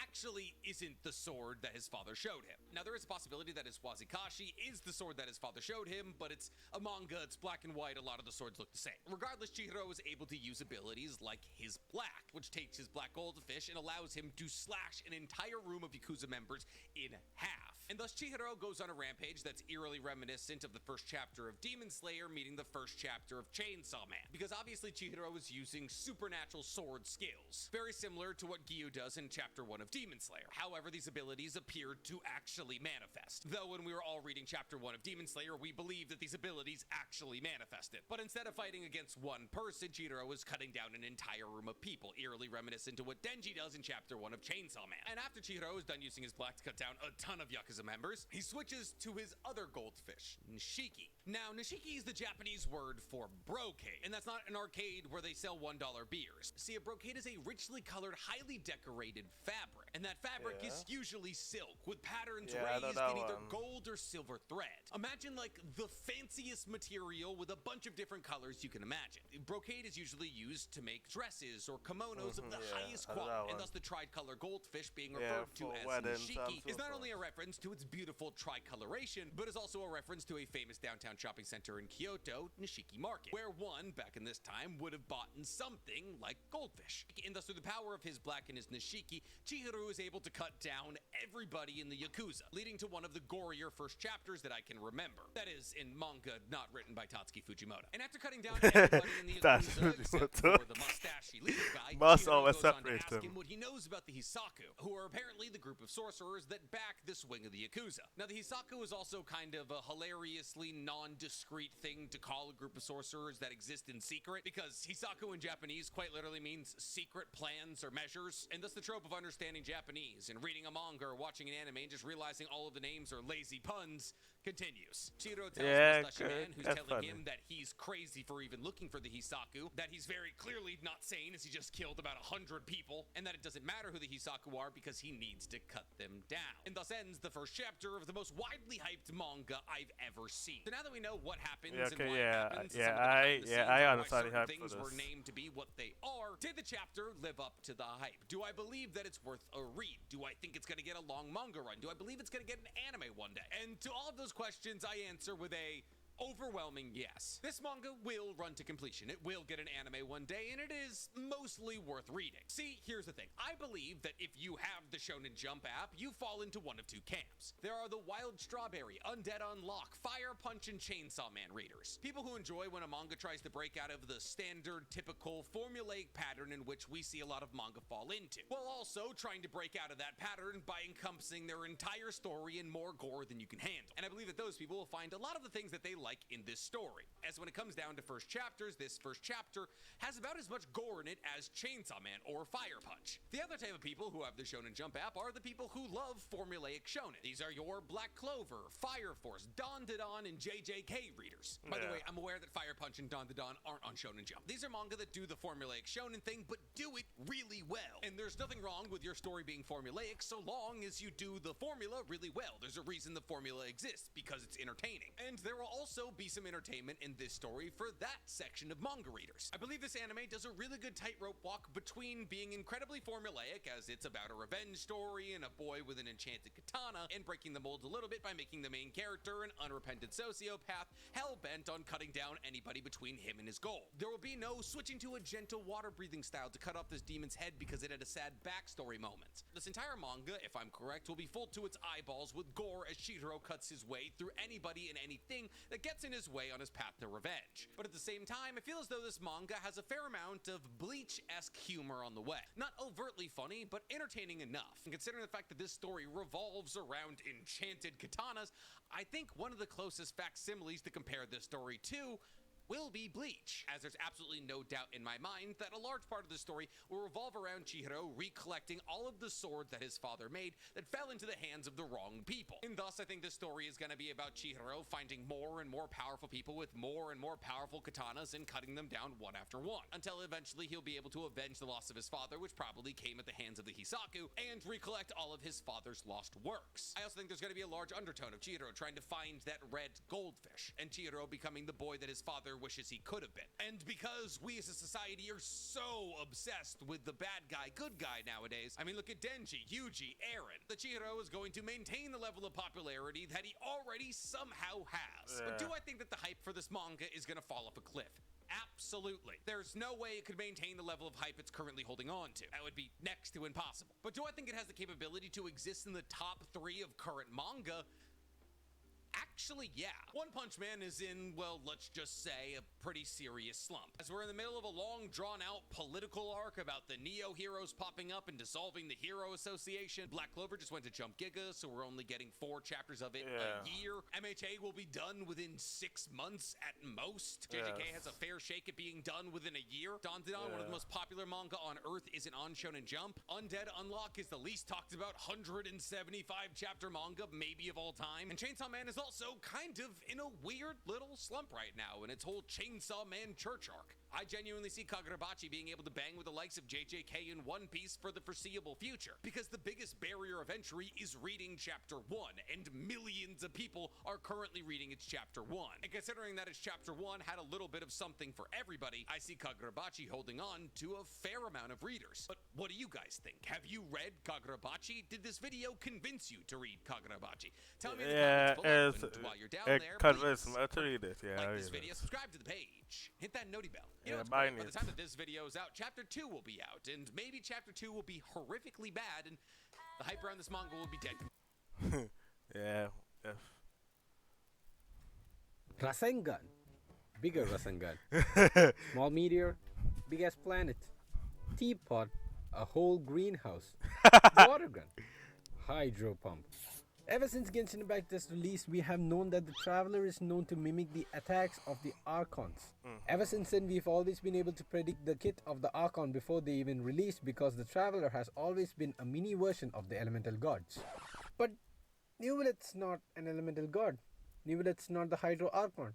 Then why does the Traveler mimic him? Hey guys, Ben here, welcome to another video. Don't forget to like and subscribe, and I hope you stick to the end, because I'm pretty sure this video is going to be worth it. First of all, let us take a look at New Will's kit. Ooh, another Hydro Catalyst. Anyways, this Hydro Catalyst attacks are based on charge attack, and New Will's charge attack looks like a Hydro Pump or a Kamehameha Wave if you prefer. And just like any other Kamehameha Wave, New Will's attack takes 2 days to charge. unless you collect all 7 Dragon Balls and make a wish. So Neuvlet's elemental skill and elemental burst can summon these source water droplets, or as I like to call them, Dragon Balls. And apparently, if you collect these Dragon Balls, it makes charging much faster and also recovers your HP which you lose while shooting the Kamehameha wave. Now, how similar is Neuvlet's kit to that of the Hydro Traveler? Let's check it out. So the Hydro Traveler's E skill is a hold down skill which can summon water droplets at a rapid fast rate, the pew pew pew pew, and he also loses HP while doing this attack. And not only that, he also drops the source water droplets when the attack hits the enemies, and once you collect those droplets, you can regain back the HP that you lost. So as you can see, Neuvlet's charge attack is basically just an evolved version of the Traveler's E skill. Both of the attacks consume HP in order to attack, both of them take time to charge, both of them drop the source water droplets, both of them also help to regain back the HP that you lose. So basically just like how the Venti's elemental burst is essentially an evolved version of Traveler's E skill, Zhongli's burst evolved version of Traveler's E skill, Nahida's burst an evolved version of Traveler's burst, and same goes for Raiden Shogun also. I think it's safe to say that Neuvlet's charge attack or Neuvlet's skill is essentially an evolved version of the Traveler's skill. But the problem is Venti, Zhongli, A and Nahida, they are Archons of their respective elements, but not Neuvlet. Neuvlet is not the Hydro Archon. Now I know there have been people going around saying that Neuvlet is the actual Hydro Archon and not Furina, but you know, that's not the case. We've already gotten the official art with all 5 Hydro Archons. So Neuvlet is not the Hydro Archon. But you know what he is? The Hydro Dragon. So what if, after all this time, rather than mimicking the skills of the Archons, the Traveler has actually been mimicking the skills of the dragons? Allow me to explain. From the book Before Sun and Moon, we know of the existence of dragons in Teyvat and that they were the rulers of Teyvat, or essentially that they were the initial gods of Teyvat. Then comes the primordial one or Fanes, who just fights them in a 40-year-long battle and then defeats the dragons in order to take over Teyvat and make it what it is today. Of these dragons were 7 strongest elemental dragons called the 7 Dragon Sovereigns, and they were led by the Dragon King called the Nibelung, who acquired forbidden knowledge in order to fight and win against the primordial one or Fanes. And now the only existing dragon sovereigns that we know are Apep and the rumored Dragon of Water, who is said to be reincarnated in human form. And after version 4.0 and the 4.1 livestream, I think we can probably confirm that this rumored Hydro Dragon Sovereign who is going to be reincarnated is none other than Neuvlet himself. But why would it be that in the other 4 elements the Traveler seems to be mimicking the Archons, but in the case of Hydro only, he seems to be mimicking the Dragon? Well, since we do not have the Hydro Archons or Furina's kit yet, I think this question is going to be quite hard to answer. Which is why I believe our answer will be hidden inside the Gnosis. So the word Gnosis essentially means knowledge. So Gnosis has been said to be coming from gods or being the possession of gods. So this could actually be said as divine knowledge or the knowledge of the gods. And now we know that Celestia gave away these Gnosis to the winners of the Archon War to present their status as the Archons or the rulers of New Teyvat. But what if these Gnosis were never Celestia's to begin with? What if these Gnosis actually belonged to some other gods that Celestia had acquired? In this context, the only thing that comes to my mind is that the Gnosis actually belonged to the Dragon Sovereigns. I mean, think about it. The Dragon Sovereigns were the strongest representatives of each element, and dragons are said to be the purest form of elemental beings in Teyvat. Which essentially means that in old Teyvat, these dragons or the Dragon Sovereigns were essentially the gods of each element. So just like how the Archons of present day have the Gnosis in their possession, couldn't it be logical to think that the gods of each element back in old Teyvat also had the Gnosis in their possession? Yeah, makes sense. And that after Primordial One or Fanes defeated these dragons, he took their Gnosis and kept it in his possession so that he could give it away to the winners of the Archon War and announce them as gods. So by giving away the Gnosis to the winners of the Archon War, Celestia was actually giving away divine knowledge of the gods of old Teyvat, that is the Dragon Sovereigns. So with the divine knowledge of the Dragon Sovereigns in possession, I could only say that the reason why the Traveler mimics the Archons in the case of the other 4 elements is because the Archons themselves are mimicking the powers of the Dragon Sovereigns. In that case, that would be the most logical explanation as to why the Hydro Traveler is mimicking Neuvlet, who could be the reincarnated Hydro Dragon Sovereign. Yes. This could also mean that in Fontaine, the Hydro Gnosis is actually in possession with Newlet, who is the Dragon Sovereign, which means the Hydro Gnosis has finally returned to its rightful place or owner. So to summarize, the Gnosis initially belonged to the Dragon Sovereigns, who were the strongest dragons of each element and hence the gods of each element. So Faints, or the Primordial One, defeated these dragons and took their Gnosis and gave it to the winners of the Archon War and made them the gods of New Tevet. So it is possible that the Archons who have the possession of the divine knowledge of the Dragon Sovereigns would also mimic the powers of the Dragon Sovereigns themselves. So that would mean that the reason why the Hydro Traveler mimics the skills of Newlet is because there is the possibility that Newlet is the reincarnated version of the Hydro Dragon Sovereign, and it would also mean that all this while the Traveler had not been mimicking the powers of the respective Archons, but he had been mimicking the powers of the respective Dragon Sovereigns. But of course there's a high possibility that this theory is going to get debunked if Furina or Forcelos's kid does not resemble Newlet's or the Hydro Travelers in any way whatsoever. But I guess that's a problem that we can solve in version 4.2. Anyways, that's it. Thank you guys for watching my video and listening to my nonsense. Do like and subscribe, as it will help me to make more videos and content for you guys. And I will see you in the next video. We only know when Furina. We only know for sure when Furina come out. Wait, so that's actually true. Let's see.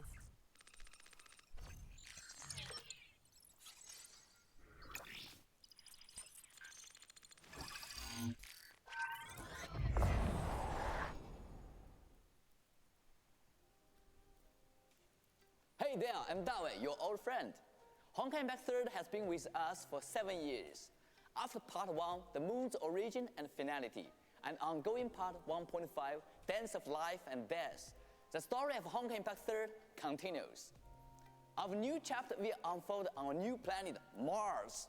The spaceship bound for Mars is about to set off. Let's have a sneak peek at the trailer first. To a new game. 修伯利安11号准备就绪，着陆舱即将启动，请确认。指令长赫利亚，确认。雷达天线确认，着陆引擎确认，自动驾驶确认。着陆，开始。着陆舱确认分离。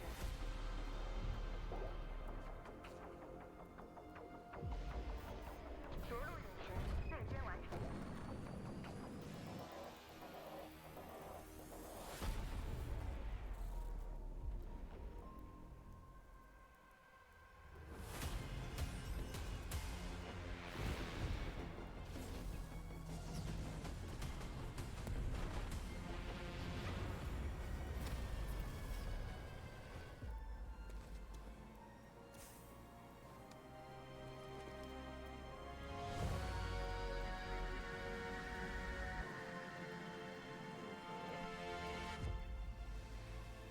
Does CSL expected of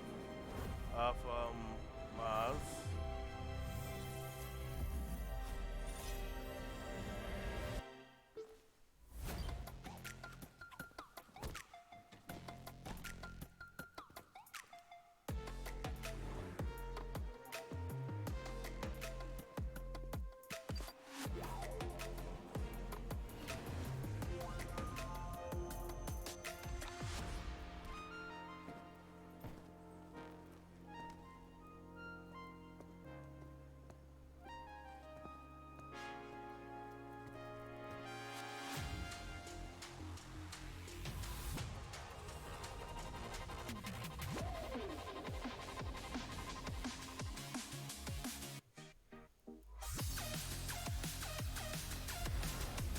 I like the dog.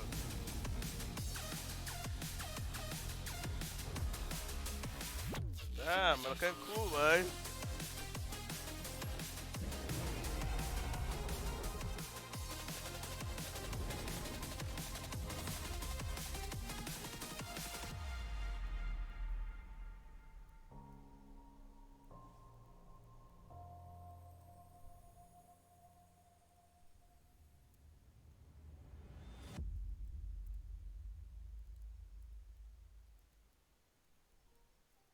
Welcome back. Part 2 of Honkai Impact 3rd will mark a new step made by the franchise, marching from the Earth's moon system to the solar system. On Mars, we will embark on a new adventure as an original resident on this planet. It's time to embrace the exotic natural views and civilization on the new planet. And we will encounter new partners from different culture backgrounds. Of course, aside from the new story, we will have a full upgrade of the combat experience. We believe that the combat design based on Astral Ring will provide a brand new experience. Now, let's check out the gameplay demo to know more about the combat on Mars.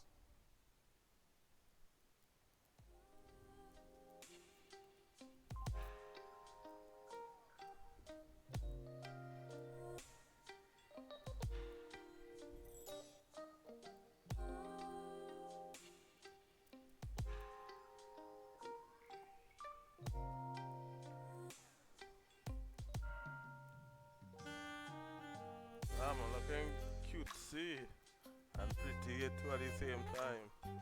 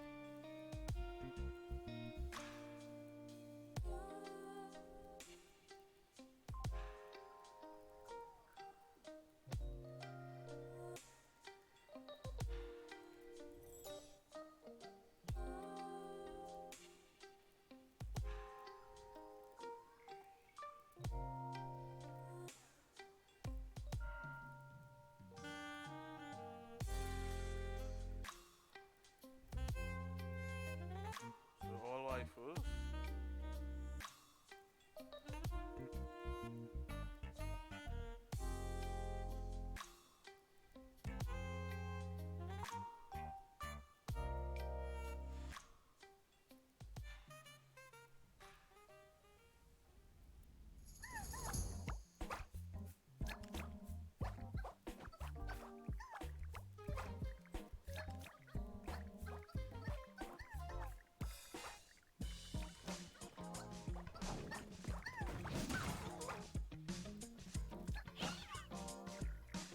A small he'll use a big hammer.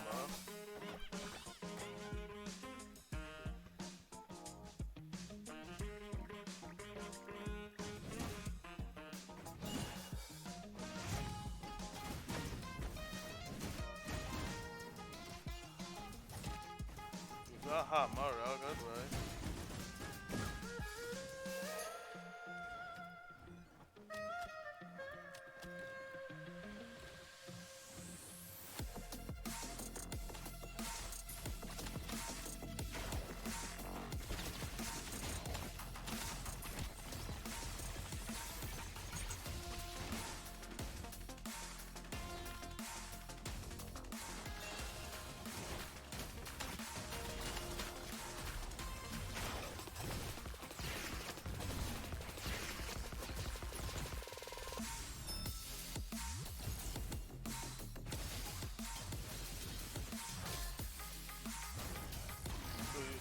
A yo-yo.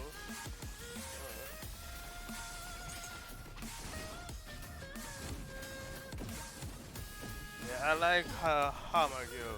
I don't like study, but I say, me like big hammers.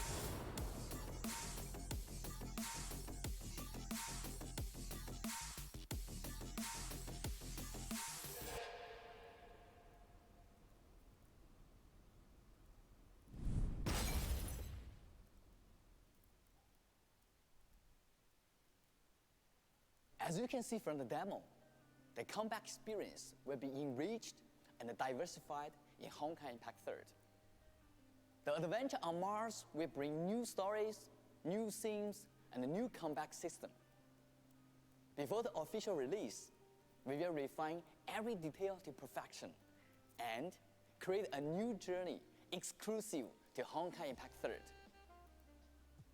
It has been 7 years since Honkai Impact 3rd's debut, and I'm grateful for your unwavering support. Your support has enabled us to keep writing positive and wholesome stories on the new planet. The fighting spirit is about to burn brightly on an alien planet. See you on Mars!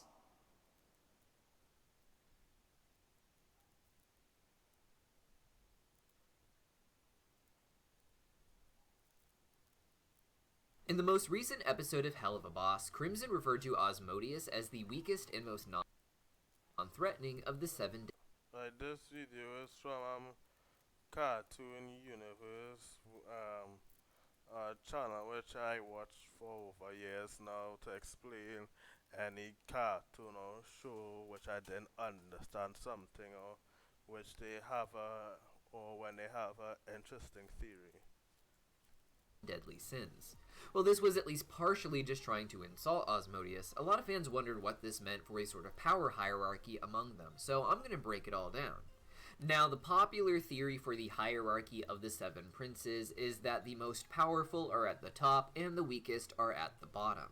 This would put Lucifer at the top as the ruler of the Pride Ring, and who is indeed confirmed to be the most powerful being in all of Hell. At the bottom would be Belphegor, the ruler of the Sloth Ring, and then 2 steps above that would be Osmodius, the ruler of the Lust Ring. Other theories persist that only the upper 3 rulers are particularly powerful, those being Lucifer, Satan, and Beelzebub, as they are traditionally known to be part of a sort of unholy trinity against God. Now, Osmodius may be literally the physically weakest sin, but that would be surprising considering that Osmodius is not just the ruler of the Lust Ring, but is also a king in the Ars Goetia. He holds 2 titles of royalty. In addition to this, Osmodius seems to have one of the highest quality of living for his people. Beelzebub has extravagant parties that some hellhounds can come to, and a seemingly nice wilderness for them to run around in, but we mostly see hellhounds being treated as servants or even slaves everywhere else. And I doubt the locals here are living very nice lives considering the state of pounds and the massive amount of hellhounds that are orphans. In Wrath, the imps basically live to farm and fight in war.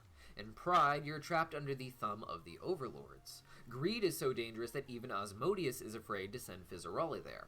While the Envy Ring is implied to be nice, and the Sloth Ring seems luxurious, the Lust Ring is among one of the best places to live, it would seem, and while the Sloth Ring is nice, as I said, it comes with the huge addiction issues its locals clearly have to pharmaceutical pills. Lust is a place where you are essentially born to be a sex worker, and there is a lot of deeper issues there if we choose to dissect the show from an overly serious angle. But at the end of the day, the succubus do seem to enjoy being sexual, even if their system isn't the ideal way for them to indulge in it on a personal level. The luxury the succubus have in Hell seems largely due to not just Osmodius insisting on his lifestyle, but the succubus and incubus being rather supportive of his vision. In many ways, they get to be elites, and the succubus, who are naturally less interested in sex work, probably find other jobs within the Lust Ring to simply help support the overall infrastructure, while the ones who are interested in it can go on to be big celebrities like Verosica. The same way that some imps fight in war and others simply farm, there are always different ways to support the ring. With all that in mind, you'd think Osmodius would be rather powerful, but I think instead he's traded a lot of the power he naturally wields in order to create this particular infrastructure that fits his idea of an erotic lifestyle and that can support his entire community of succubus. We see in the episode that Osmodius has factories where he creates erotic toys, something we can't really show explicitly here even if censored in the show. It was explained in episode 2 of season 1 that the RoboFizzes were made in Big Ozzy's factory, but in this episode, Osmodius explained that Fizz himself is part of Mammon's overall brand, Mammon also being a jester-looking demon. Even outside of Mammon, Osmodius seems very reliant on the other rings for his ring's survival. While rings like Wrath provide something necessary for all of Hell with its food production, what Osmodius offers from his factories is simply mass-produced luxury items, which a lot of the poor masses of Hell shouldn't be able to regularly afford. The more Fizzaroli and Veronica and other Lust Ring celebrities can be loaned out and perform for others, the more those princes can benefit, and Asmodeus only ends up getting a fraction of what the princes get out of it. Otherwise, hiring Fizz would only cost Mammon money, and as the Prince of Greed, that is the last thing he would want. He would have no reason to hire him. All of this is to say that Asmodeus has probably signed a lot of contracts like the one presented to him in this episode, without ever really looking them over. He probably signed away a lot of power in shares and profits and such in deals that ultimately made the Lust Ring able to thrive, but in a way that doesn't give Asmodeus any leverage over anybody else, much less the other princes. Demonic deals seem to be an important part of the power structure of Hell, and any deal Asmodeus makes as a royal is considered exceptionally binding, as was explained in this recent episode. So, over time, Asmodeus seems to have sold a lot of his power and potential power so that he could focus more on his Ring of Hell being the kind of place he wants to live. And at the end of the day, he is very happy. He may not have more power than Mammon, but he lives in a beautiful home with the demon he loves, surrounded by an obedient entourage, and every night he just goes out and has fun. During the day, he gets a lot of time with Fizz, who is also his business partner, and even when Fizz isn't there, Asmodeus seems genuinely happy to just use his time and resources to expand the science of erotic technology. But it seems that he could potentially be weaker than a lot of the other royals, not just the ones in the rings above, but perhaps the ones below as well. Below Lust is the Envy and Sloth rings, ruled by Leviathan and Belphegor respectively. The medical industry and its addictive prescriptions are both much more necessary in Hell as far as industries go, and with that alone, I imagine Belphegor has a lot more leverage over Asmodeus. In terms of power, Belphegor is known for being lazy, however, as the ruler of Sloth, and industry may be the only thing Belphegor has over Asmodeus, but we can't say for sure. Leviathan, however, I imagine to be phenomenally powerful, with most fans linking this royal to the more primordial chaos demons of the Lovecraftian nature. The Envy ring that Leviathan rules is theorized to be more upper class than most rings as well. With Leviathan being a sea monster in biblical lore, my current theory is that it is a ring that is isolated because it is one large ocean, making it hard to access for most of the other species. Even the sea-based demons of the Greed Ring Ocean, like the Loan Sharks, may have trouble getting there, as the Society of the Envy Demons may be in the dark depths of the bottom of their ocean, where others simply cannot withstand the pressure, even if they can breathe underwater. The isolation and perhaps ancient primordial power that Leviathan has probably led to Envy being a nicer ring, where its exclusivity was particularly interesting to the other demons of Hell.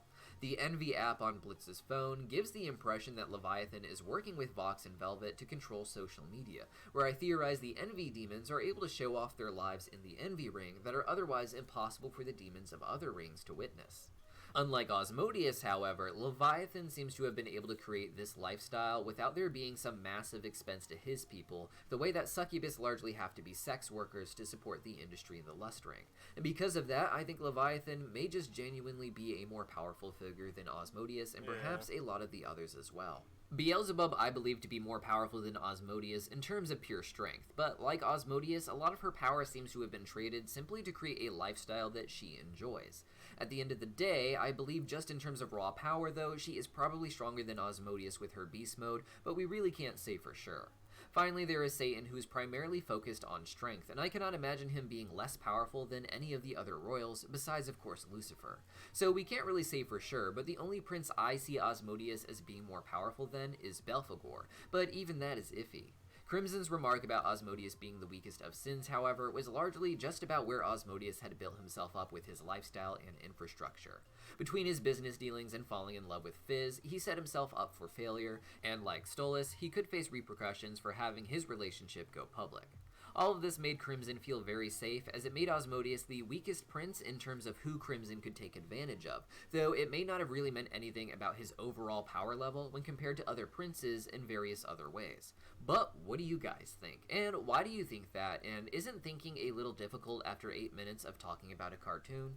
Let me know how hard you think in the comments down below, and I'll see you next time. Yeah, that makes sense. Good morning, children. Welcome This one is one of my chichi friends. I would never say his whole name, and I just call him Locha instead. But he is the one who mainly does the demon slayer stuff. back to Demon Slayer High. It's me on the announcements. Inosuke was asleep, man. This better be good. Anyways, I hope everybody's having a great day.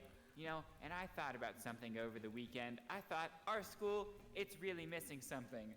So I am now assigning us a school mascot. Now, I'm not going to announce the mascot. I'm going to have the mascot go into each classroom individually. So I don't want any of the teachers to start their lesson until the mascots come and seeing you. So sit there quietly. Who's taking their mask off? He said sit quietly. I can't. Hey, guys! Oh my It's God. me. Ew. Can you help me get up on the desk? Come on. There we go.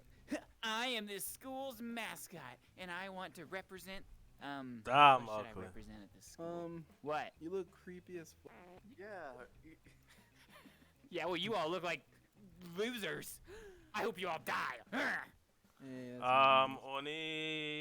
Spoilers. Only one of them die out of the ones which in the camera right now. I wouldn't say who it is, but just saying 4 of them are the main characters. So if you know, Hey, this you is know. Principal Michael here. I heard one of our classrooms really pissed off our mascot, so we no longer have one. What just happened? What the hell? He didn't even take his mask off. Anyways, have fun at class today. Nobody come in my office. There's nothing wrong with me at all. Leave me alone today. Goodbye. Well, nice to know he's okay. Alright, Ines is going back to sleep. Okay. What is it, lunchtime? Yes? You asked the question. Alright, so anyways, continuing on with our ed class, I'm gonna need a volunteer. Me. Anyone else? Please. No? Hey, teacher, me. Alright, Tandra, get up here. Yes. Okay, so do Alright. don't. No. What's he doing? We actually have a special guest that will be arriving shortly. Oh, hey, Sugar Plums. I'm here to spread my legs wide open. Anybody else wanna? No, you are too thirsty. Oh, he's the one? Alright, come here, Sugar. Come me up on the desk. I can't. Actually, I have COVID. Oh, that's okay. I do too. But you're the nerdist. Now, can you point to where the ovaries are? I think it's right there. Oh! Sticky. Oh, I might need some tissues.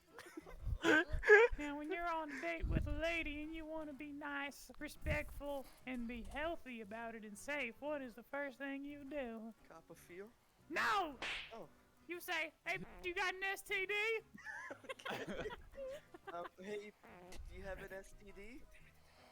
Boys, he just called me a and I'm a nice old lady. How dare you? You're a terrible guy. You're awful. I guess to make up for it, you better give me a smooch. What the hell?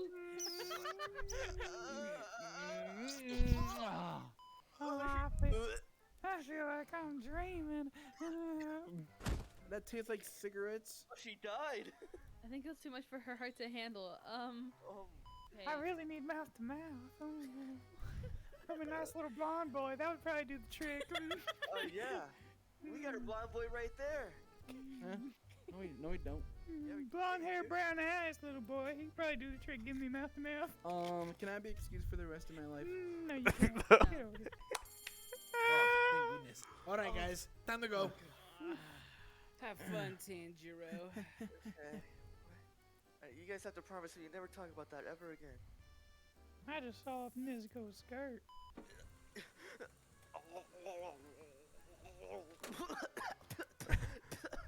Oh, that was disgusting. It couldn't have been that bad, man. You do it then. Why would I? She's like 80 years old. You can get Pinky promise you'll never talk about it. Bukaka! What's up, bro? Well, it's best pronouncing my name. Dude, we're on the first But floor. although I don't know So, even crazy he weekend, actually right? me sorry. You see, Bukaka and I went to go do a bunch of cool stuff on the weekends because we're cool now. We're bros. Why wasn't I invited? You see, he doesn't really like you. Anyway, you guys ready for our next class? No. We took a new one. It's called, what's it called? Radiology. Radiology? We're talking to a microphone. Oh, you guys want to do a podcast? Yeah, sure, whatever. All right, come on. Carry him. On the lunch menu Finally. today, we have beef stew and broccoli. Oh my god. Hey! What is going on? You guys are like twins. Principal Ew. Michael? I told you all to leave me alone today. Is that This is our next class. Oh, you guys are my new students? Oh, you're the teacher for this? Well, yeah, of course. Who else knows how to talk into a mic better than me? Principal Michael? Yeah, what's up? Why are you in a wheelchairs? Because some little twerp decided to throw me off the roof of the school last week. He's talking about you, Zachariah. I did what I had to do. For your friend that still don't like you? Yo, Well, that's funny, you know, that's funny. you live and you learn, I guess. Besides, my wheelchair is way cooler than Mirada's. Yeah, Check true this that. out. Skirt, skirt, skirt, skirt, skirt, skirt, skirt. He can't do that. Yeah, but can you do this? Hold up. Oh! Wait up. Oh! Yeah, you can't do that, Principal Michael. Alright. Let me show you what I can do, okay? Yeah, you see that? Alright, well, what? even if my wheelchair isn't as good, I can do something Mirada can't. Just give me 1 second, I gotta... You see, Mirada, you've been in that wheelchair for months, and you're still stuck in it. But me, I'm already 1 step closer to back to normal. Oh, man. So what's up? Hey, come Actually, on, matter of fact, actually. I get it. Isn't he like that because he's a demon? Whoa! You gonna Actually, take that? Abuse actually, to the you engine. were kind of alright. You weren't the bitch who threw me off. Alright, so you guys want to learn how to use a microphone? Yeah. Alright, well, you guys don't get to use my cool one. You guys have to go in there. Oh, sorry. It's not wheelchair accessible. It's a door. Yeah, but you might bump into some heavy equipment and break it. Alright, I'll wait outside. Yeah, it's okay. You got this desk right here. You can do your homework, some arts and crafts, maybe. Alright, let's the rest of us, the cool people, come in here. How do you usually start out? Well, you gotta start with something controversial to get the people interested. Like, have you guys seen how low Miss Butterfly's skirt was this morning? Oh my god. Wait, did I say low? I meant high. Listen, boys, this class is because I can't always do the morning announcements on my own. So I gotta train a new set of people to take over in the future. So, practice your morning announcements. Let's see. What's for lunch today? Hello, students. For lunch today, we have chicken nuggets. Boo. What? Boo. I didn't finish. Yeah, but your enthusiasm. Oh. Good morning, students. For today's lunch, we have chicken nuggets, chocolate milk, and carrot sticks. Inosuke could do better. Ooh. Yeah. Let's hear it. Let's hear it. Good morning. This is Inosuke. Today we're gonna be eating food and Inosuke's getting nervous. That was Sweaty. great, Inosuke. Way better than Zenetsu. Oh. Yeah. Yeah. All right, Tanjiro. Let's hear what you have to say. Good morning, students. Today we have periods 1 to 4. And as a reminder, stop using the handicapped bathrooms. It's really a hassle for Murata. Murata is not the only handicapped person in the school, by the way, just so you're aware. But I don't use y'all's bathroom anyway. But, just because you're physically disabled doesn't mean that you're the only person who can use the disabled bathroom. People like Zenetsu here need it too, because he's mentally disabled. Oh, shit. He needs the extra space to wipe his butt, or he'll miss. Good morning, everybody at school! Today is a wonderful day, and I hope all of you have an amazing, wonderful day. At lunch, we're having pizza with potatoes. I know, kind of weird, but... What? But it's gonna be... is going on? Get the... I already gave the announcements this morning. Are you stupid? Sorry, everybody at the academy. Enjoy your second period. Bye-bye. Are you stupid? I'm doing with the class. Yeah, he You're did a not really prepared. good job. What? He did a really good job. Yeah, really good job at sucking. I think he was better than you, Principal Michael. Alright. Hold up, right here. Give me 1 second. 1 second, hold up. Just for that. Oh, you really pissed me off. Murata! Me and you at the track right now.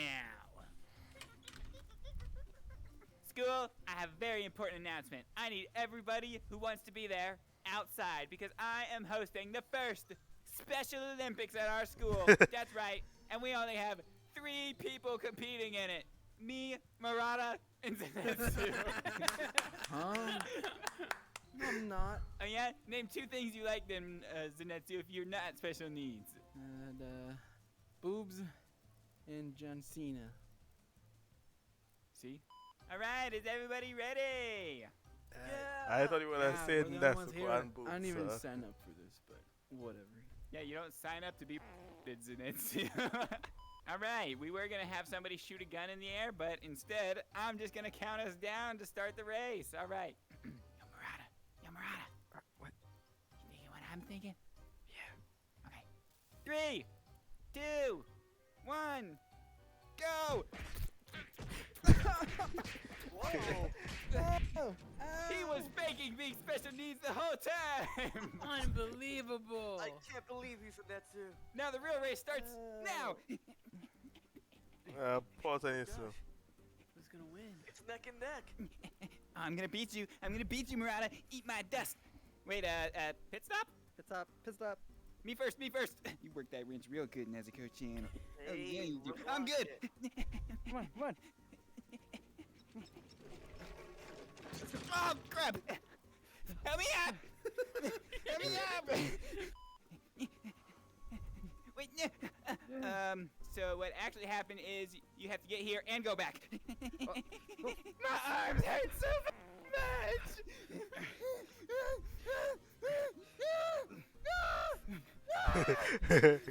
The clown, my heart is not clown. Like, I have fun, dog. I'm not group of friends like this. This is so nice. Go, Mukaka! Yeah! The new champion of the special. What is it called? Whoever helps me gets no homework for life. Wait, Inosuke already doesn't do his homework. You're never getting homework again as long as you come to my office after school every day. This is bull. He cheated! How? Because he's been in a wheelchair way longer than me, so obviously he knows how to use one better. He beat you fair and square. No, he beat me unfair in circles. I won, so I think I should be head announcer now. Ooh. No. No, no, no! You don't get to take my job from me! I mean, I won the bet. There was no bet. I forgot to say the line to put it on the line. Fine! You can do announcements for this week. But that's it! Then I get my job back. Even though I'm the principal, so that's kind of my job. Good afternoon, students! It is me, Murata, your brand new announcer. And I am your brand new Special Olympics winner. Meet me at the courtyard for a special announcement. Nurse! I'm tired of this bullshit taking care of kids. Oh, Principal Michael. Yes, he said I need help. He was so mean to me. I'm so sad. Well, I'm a nurse who doesn't deal with sadness. That you need a therapist, not me. But you always make me feel so good. Oh, I know I do, sweet pea. Let me give you some kisses to make you feel better. No, don't do it. Don't do it. Oh, he said your kisses are getting a little low. Activating Glizzy Overdrive.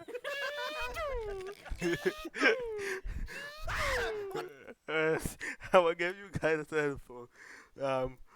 The friend which acts as moves song and the old guy is the same person. So in hindsight, you can laugh to yourself. What the hell is going on in there? Oh my god! Where was that during dead? Everybody, thanks for coming here. I have a special announcement I need to make. As the new Special Olympics winner, would you be, what the would you He really is special. Well, Gaga, let me help you, man. This is what you gotta say. Would you like to go to prom with me? Yeah, what Snake Guy said. Guys, stop. You're up this bobid. What? What did I just hear? Nothing. He started everything. Shut up! Wait. Whoa! Special Olympics. Yeah, I like that tongue fully.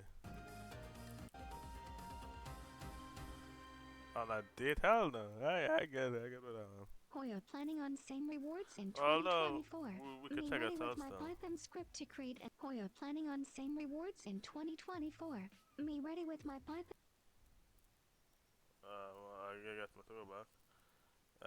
Like I check Good those. morning, children. Welcome back to Here's all Demon that. Slayer High. It's me on the announcements. Inosuke was asleep, man. This better be good. Anyways, I hope everybody's having a great day. You know, and I thought about something over the weekend. I thought our school, it's really missing something. So I am now assigning us a school mascot. Now I'm not going to announce the mascot. I'm going to have. Yeah, let's check out the eerie one. You can't use gun. It's either rock, paper, or scissors. But Inosuke doesn't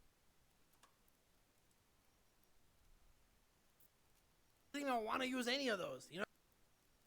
Alright, the two of them. Right. Oh, let's check this sussy one.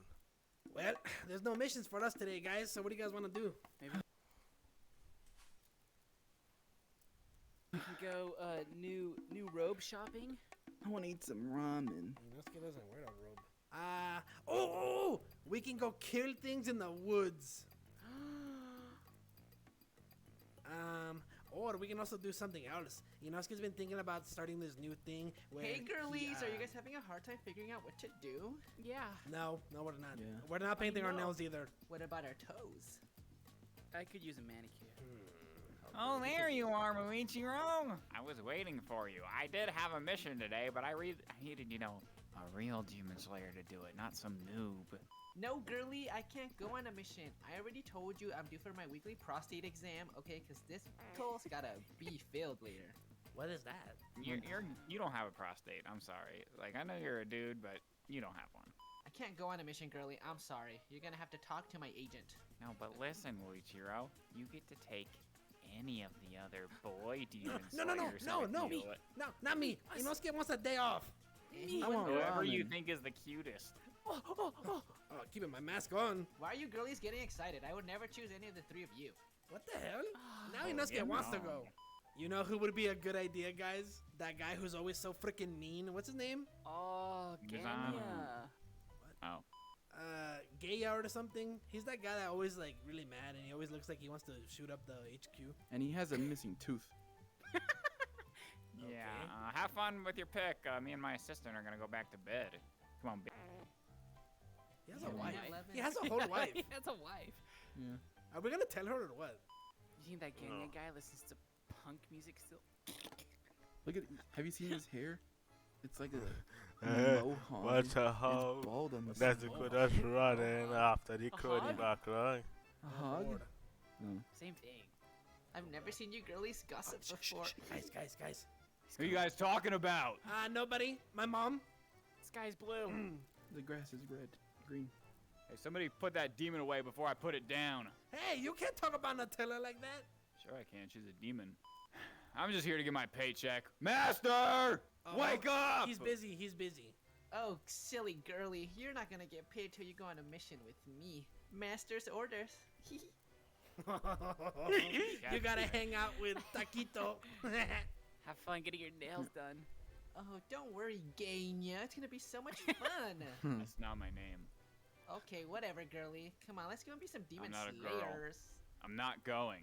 Oh, silly girly. Yes, you are. We're gonna go get our manicures, our pedicures. We're gonna check our prostates, and then I also need you to come and check the flexibility on my bed. It kind of creaks sometimes, and my neighbors have been complaining about it, so I need your help. Where's my gun at? You mean this gun? You're not holding anything. You can't even move your arms. It's hidden in the mist. I'm the Mist Hashira. That's and it's good gonna one. get really Where mist mist? and steamy in my room. Wait, girly. Taquito. Can we please go with you guys? I want to see this mission now. Please. No, you guys can't go. Why? You heard that, master's orders. Man, can you at least tell us what the mission is? Don't worry, girly. Here's the mission briefing. We're just gonna go to some old farmhouse and check it out, okay? Quit getting your little panties in a bunch. That sounds boring. Okay, never mind. Inosuke doesn't want to go to that. Hey, you're gonna have a great time. You a dog? You're supposed to whimper and get. Bro, he does not Well, listen. I wasn't expecting that. That's the point. Come on, girly. We're already running behind schedule. We're Keep walking up. behind schedule. So do you have a memory foam mattress, girly? I have a memory foam mattress, but I can't sleep on remember the floor. anything. Oh, the floor, is that good for your back, girly? Wow, I get my black book out quite a bit. Your black belt out? Yeah. Okay. Dylan Dennis. I'm sorry, girly. You just make me so nervous. I've never been with a gayer before. Is your name Ganya because you like men? This is the place, girly. Isn't it so romantic? No, it's a rundown piece of village. Oh, girly, you're so silly. Don't think of this as a mission. Think of it as a date, you know? Just me and you. Get away from me. Oh, girly, you're so assertive. Hey. Very attractive. Why do you keep humming the air? Are you good?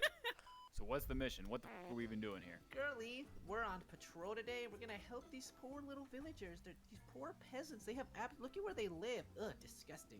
So our mission is to go to a place that might not need help at all. No, our goal is to gentrify. Follow me, girly. We gotta show them all about Louis Vuitton and Chanel. Oh my god, I'm so excited.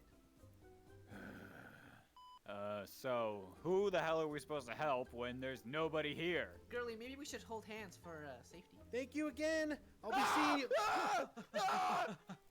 What's going on? Up against the wall now! What did I do? Muichiro, check him. He's suspicious. Oh, I'ma pet him down. No, Turn around. No, not him, please. Anyone but Turn him. around. Girly. Please. Stick your ass out too. I got a feel up in there. Don't do it, please. I didn't do anything. I think he's got drugs in his butt. No, I don't. No, I don't. see. Ah, don't lick me. He's fine. He's just got food in his pocket. I told you. I was just shopping here. Can I turn around now? Yeah, sure. Show me your face, though. I can't. I'm a medical slayer. I can't. No, take it off. Take it off. Wait a second, girly. Or Muichiro is gonna beat you. Come on, I take off can't. the mask. I can't. Oh. Oh my god, somebody needs help. You hear that, Ganya? Come on, girly. That's not my name. Your legs don't work. Your legs don't work. Greasy hair. Hey, what's going on? He fell down. We were gonna help him He up. fell down, mister. Oh my god, girlies, you're so sweet. For Why helping would us. you help him? Spit on him and keep kicking him. Okay. Loser. Loser. I'm gonna pee on you. Oh, I thought you were here to help me. We are. It's called building character. Bullying matters. Now you kids get out of here. I'll take care of this. Okay. Wow, thanks, mister. Fortnite. Pick him up. Why? Fine, he can sit there and lay there all day. I You know what, guess. girly? Let's go get some lunch, huh? Just me and you, since it's our mission. I mean, date. Are you paying? Yeah, follow me. Okay. Wow, don't even nigga. I mean, food. Wait, don't leave me. Come back. I haven't left yet, idiot. You're gonna help. I'm leaving. Come back. Girly, come here. Take a look at the local exquisite rice. Hi, You little said girl. we were getting lunch. We are. We have to make it. I don't want They this have poor people Girly, you have to respect other cultures. Hey, where's Chipotle? Would you like to buy some rice? Yeah, girly, how much? 50,000 yen. Wow, so cheap. What a bargain, right, girly? Here you go. I'm not. What? You said we were getting good food. This is poor people. No, girly, I said we were getting a meal. I am the meal. It's uncooked rice. We don't even have any water. There's a river over there. I'm not putting my food in the river. I shit in there earlier. That's also where we bathe. Wait, people bathe there? Do men bathe there, girly? Look at the What a disabled guy horny still laying down bastard. over there. You know, I'll admit it. Today wasn't that bad. Really, girly? Did you have a good time? No. It was alright. I still would have rather just gotten my paycheck and gone home, though. Oh, girly, I'm so happy you had a good time. I've been wanting to do something all day. What are you doing? Oh. I'm not about that. But your name. I'm so sorry, girl. I must have misread the signals. What signals? You know, you were so masculine and assertive all day, trying to get my attention. You know what I like, girly. No, you're just. The only person I love is my big brother. I want to be as big and strong as him one day and maybe give him a little Tom Brady. But, anyways, our mission time's over, so I'm going home. See ya. Wow. That girly really is. Can you help me up now? Oh, girly. No. Have fun. Bro, you're red. Why don't you just get up yourself? Maybe I will. Damn. Oh, la tana nigga.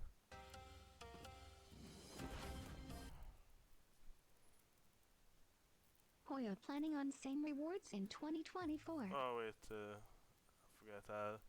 Then put a 10 on. You can't use gun. It's either rock, paper, or scissors. But Inosuke doesn't even want to use any of those. Inosuke wants to use his swords. Then we could play swords. But Inosuke doesn't get it. Scissors cannot cut a rock. Swords can. That's why rock beats scissors. But it hurts Inosuke's brain. Rocks can't beat scissors. Oh, hey Nutella. What are you doing? Oh, okay. I wasn't talking to you or nothing. Hey guys, she's sad. How do you know? I know my sister. I could smell it. You can smell your sister's feelings. Yeah. I can also smell that you haven't wiped in 3 days. That's not true. What? There are more important things going on here. Nezuko's sad, and I want to get to the bottom of this. Inosuke has an idea. When Inosuke is sad, it's because... Get out the way. It's because Inosuke is hungry. Oh, you're right. And girls are very emotional. She's probably just hungry. Yeah. Smell this bread. Inosuke's kept it under his pillow for a while. It's good to maybe go. We'll get a. All right, let's go feed her. Okay. Hey, so just swap the bread out, okay?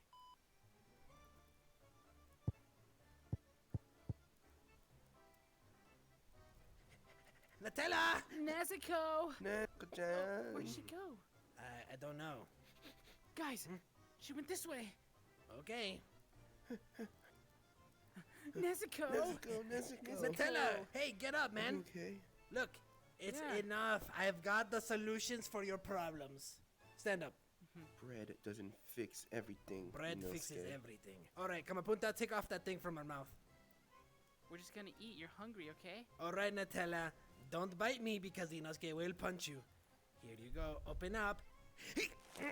Eat this bread. Oh, be You're careful, gonna eat it and you're Inosuke. gonna like it. Whoa, Stop it, be you're gentle. hurting her. Okay, look, problem fixed. Oh, was it good? You feel better? At least say thank you for the bread. Inosuke was saving it for a long time. I don't think it worked. Well, me neither. If she's not hungry, maybe she needs to go take a shower. Oh my lord, you're not coming. What? Yeah, you stay here. Oh, but her brother can. It's your problem. Don't give me that angry look. You live in my house. Nutella! Hey, we got another idea Nezuko? to make you not sad, okay? Yes. Look, we're gonna give you a nice shower without Zachariah. And then you won't have to smell. Oh, I see the problem now. You guys are stupid. What did we do? We already fed her bread. If you wanted a shower, she would have taken a shower. It's clear what she wants is something she can't easily get here. And if I had to guess, maybe she's tired of being stuck in this beautiful mansion all the time. I don't know why you ever would. It's the most beautiful mansion in the world. But maybe she's tired of it and wants some new friends and not be around a bunch of boys all day. Is that true, Nezuko? You hate us? Yes. I always hated you anyway. Why didn't you just say so? Oh, she's looking at you all mad and stuff because you're I know. stupid. She can't talk, you morons. Well then, where do we go? To the master, duh. We go ask him if he knows any people. All right, Nutella, go cram yourself into the Kamapunta's box. Let's go. Get in my box. Hurry up, get in there, get in there.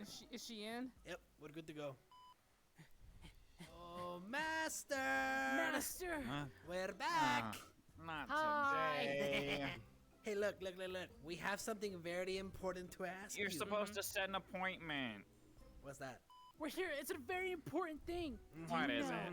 Do you know any little girls? Oh, of course I know plenty of little girls. What do we? I got a whole book. Why did he say that so fast? I don't know. You didn't let me finish my sentence. Well, yeah, Master, Nutella, she wants a friend, and she wants to meet a new friend, so... Yeah. Oh, who needs all that? I'll be your friend as a coach. No, get away from out my of this box. little box. No, she needs someone her age. You want to be a demon slayer? All right, Nezuko, get out the box. Nezuko-chan! I heard you were looking for a little friend. I could be your little friend. Come here. Where's she? Where's she? Hey! Get back here! Hey! Master, come on, man, hurry! Just Hold on, tell man. us. Help us find a girl around her age that she could play with. Yeah. Okay, let me go into my contact book. All right, she got a play date in an hour. Where? I'll send you the location. So, was that everything? Yeah. Are you sure you want to go through with this, Nezuko? I could be your friend. I'm a pretty good friend. That's what my friends tell me. I'm very mature for my age, and so are you.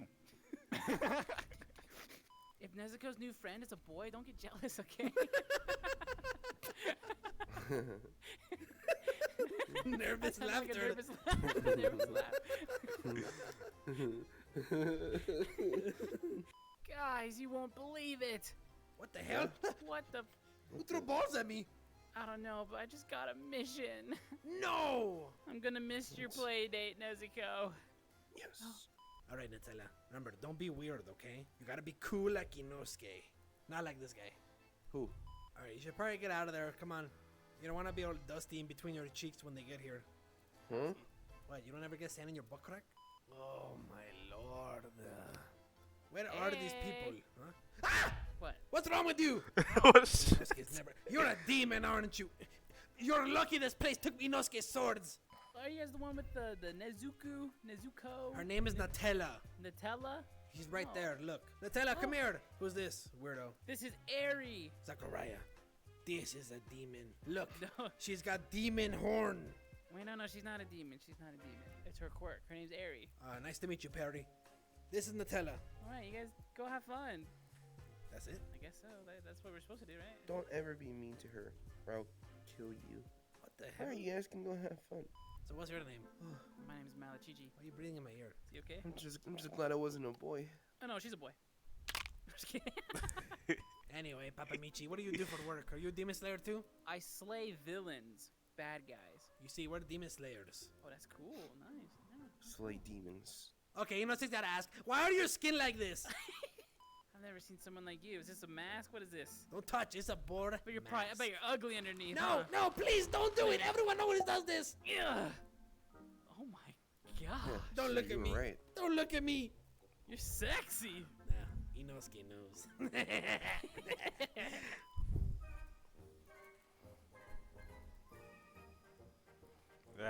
Cute. Inosuke next. Get out of the way. Oh yeah, this is so cool. Sakuraya, get in here. Yeah, let's go. They really thought they could come to the carnival and have fun without us. They really did. So what? He was Hey, just not the gonna boys. invite us? You know, it was a good idea to put that Apple tag in his butt. Mm-hmm. Now let's show them who the real kings of the carnival are. Oh yeah. Come on. Let's do it. Go look! Yeah. So you think if I hold near and then bounce off it, we'll go flying into orbit? I don't know. Let's try it. Where could he be? Well, looks like we've spotted them. Mm-hmm. Is that girl wearing a bathrobe? She's got something stuck in her mouth, too. Let's go figure this out. Oh, yeah. The nerve of Going you! on, huh? You guys think you could go out and have fun without us, Eri? Albada. Hi, nice to meet you. My name's Koda. Hey, I want to make a friend too. Hi. What? You want me to leave? Well, I'm not leaving. Come on, Coda. You're not just gonna take that from Eri, are you? No, I'm not. You know why? Because she wants to be my friend, right?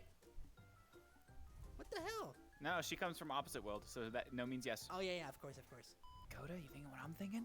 Double date? Yeah. Which one do you want? Eri is my girlfriend. No, she's not. Yes, What she the is. hell is going on? Ah!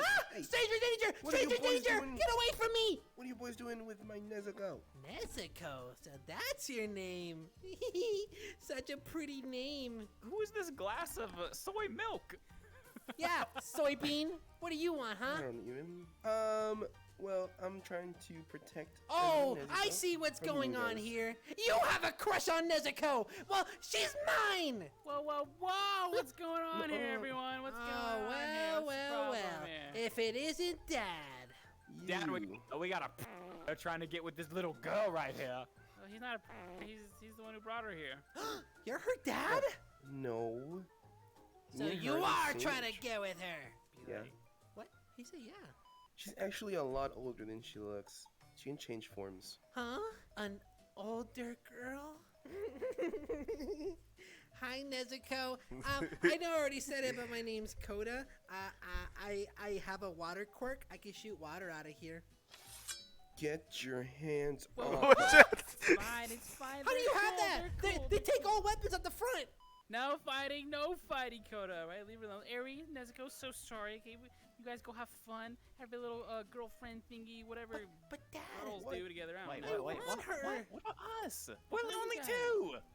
Go do something. There's a half pipe right there. Oh my God. But we can only have like, you don't understand. Like it gets a little tiring to have so much fun, just me and Coda. You know, sometimes we gotta make it a go little hang out boring. with your sister. Oh, she's gone. Go find them. Nezuko!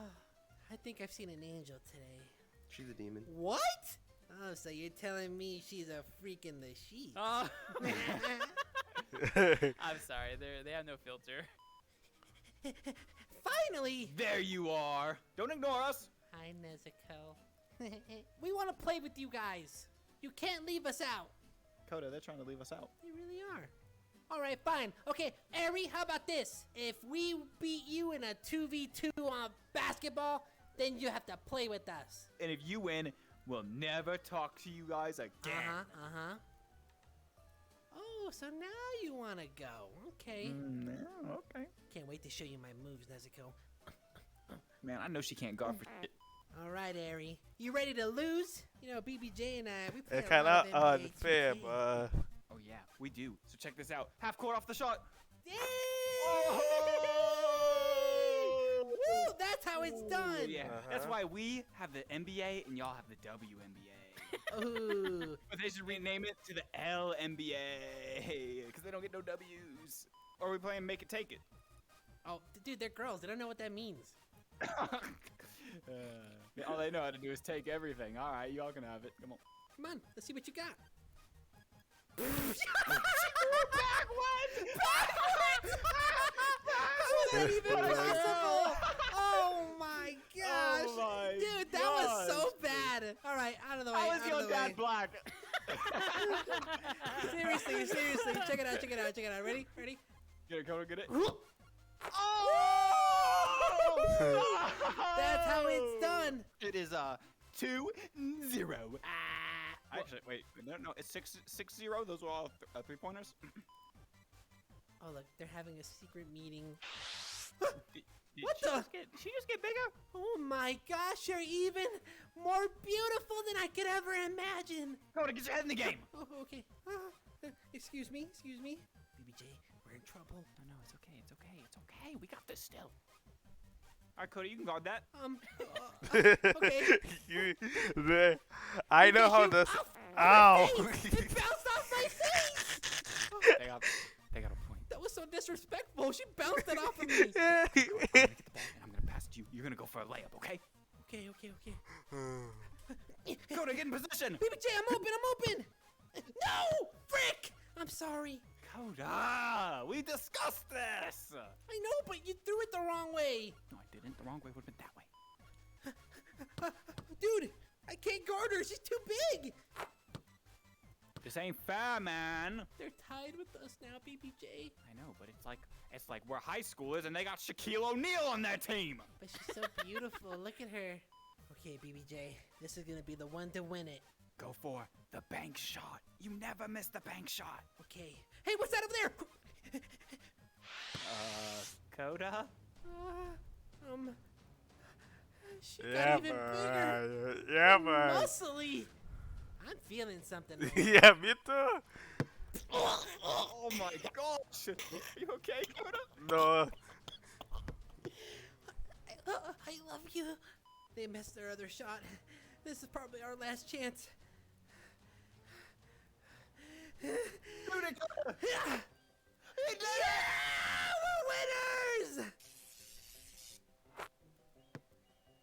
winners! Rewind. She just do what I think she just did? Yes. Yeah, we lost. You cheated! She used her quirk and rewind. Maybe one day you'll reconsider and go on a date with me. No. Until then, I'll leave you be. Congratulations on your win. I love you. Now, where's that yellow-haired piece of Kill boss. The kill boss one, right?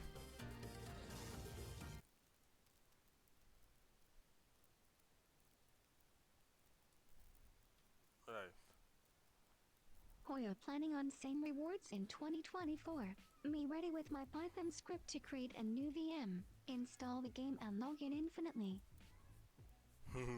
Me when the assassin tend to kill me does so by flinging a penguin to my face.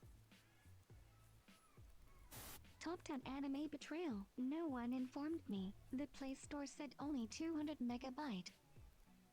Damn. Cheers. We've finally managed to 36 stars Spiral Abyss. After over 300 times. It's just me and you now, Bennett. Cheers. Genshin players when they actually have to make a team and build for a cryo catalyst user. I never thought I'd get this far. I know, 0.01 second after the road is reveal. Where is Cry she? is one of my favorite ones. So. Rate test life as you're chilled. Damn. 4.1 is near. Anniversary is in 4.1. What else you can find much rather than water in Fontaine? Riz. Riz. Shout out to darker skinned women with colored hair accents for real. Gotta be one of my favorite genders. Yeah. Yeah. They turn early churls into thick mommies. Coincidence? I think not. Remember when she was sent to put us to sleep forever? Hand over the pillow or I'll gut you like a carrot. Their alter ego during the day. And during the night. True. Hoyoverse calculating the minimum amount of wishes to give in anniversary to not cause a riot. Yep. New billiards. Always do that. Benedict Cucumber Badge. Otter. Fixed Farina. No, she's actually French. Added into the game in 3.6 alongside the last region of Sumeru. Found mostly in the remote area of the desert. Have no character that uses it. The game moves on to Fontaine. Still no one used this rock. Even makers have no idea who will use this. Refuse to elaborate. Stays in game. Yeah. True that. Who is the most interesting man or woman in Teyvat? Bennett. Just say no to drugs. Bennett lore. Bennett gameplay. Bucking the bucking. Barbara best healer. Kikomi best healer. Teyvat fried egg best. Noel, don't judge me. Coco me, cause she my first limited five star, and I really liked I will judge all gods. Nuvi led to Vinny. Istareth. Danes. Cryo DPS of each nation. Mundstat. Liu. Inazuma. Sumeru. Come on, but it's true. We are almost full circle. It's true. POV, your main DPS is Stillick and you saved to Farina. Tell, all my homies use Stillick. Underwater emotional damage. Oh come on, I didn't design this game mechanic. Hey, this mofo got them fake HP %. Collecting materials. You get a pole arm. You also get a pole arm. And you get a pole arm. Everybody gets a pole arm, besides the only pyro sword user. Archon Sims when Nuvi lets voice lines.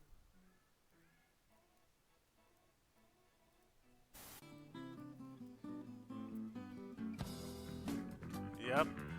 He had all them robots and a dragon put them down. I am your brother. Nuvi lets voice lines. Raiden and Nahida. Oh dear, gorgeous. Zongli and Vinny, you donkey. What? You disgracing Zhongli?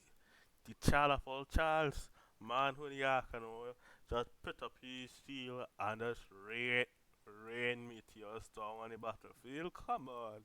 You're the best play, boy. Subscribe and like the video right now. Trading with harbingers. Benny gets kicked but still insults. Zongli negotiates with the Bard Kicker in a deal that could have ended with his nation destroyed. A. Vaporizes Bard Kicker. Nahida threatens a guy more powerful than a god, admits that she may be bluffing and it's a bit in front of said man, still wins the deal. Farina cries and begs like a baby. This is why the lesbian population is increasing. Damn. Hoyo in the studio like, yeah, this 4-star character is very underwhelming. Make their C6 broken. Yep. A coding or prototype. Been debugging for the past 17 hours. On the verge of breaking down. Stack overflows are the biggest threats to eternity. Done not fixing the height error. Son, you will stay short forever. Mom? A. Dango airplane incoming. Wait. Did you say Dango? Spent 50% of the time perfecting his face. Audited Miko. Was too exhausted to come up with a name afterwards. The start of a disaster. You know what? Let me change this world's timeline. Becomes A's biological son instead of a puppet. Becomes Rokidavada's daughter and people of Sumeru accept her from the start. Leaves. Never descend into madness and leaves. People of Mondstadt finally accepted her as a Knights of Favonius. Becomes a rich architect. Never ended in the House of Hearth, but instead got adopted by Caesar. This is Princess Amy and her pet bird. Leaves. Okay, all of them real good. Cause Zhongli, well, what have a child? Cause hindsight they were wife and husband, and all Zhongli children would have lived for quote unquote children. Cause he made them out of I think some ore or something, and only shall remain. Cause they all went to madness, and every other's acceptable.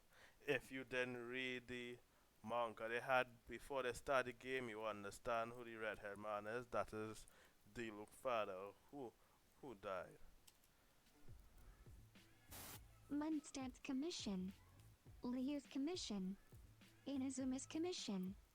Sumeru's commission. Yeah. Fontaine's commission. True. For your consideration, is Idia actually Farina? In the 2.8 Summertime Odyssey event, the last event prior to 3.0 and the release of Sumeru, we were treated to a cameo of Nahida.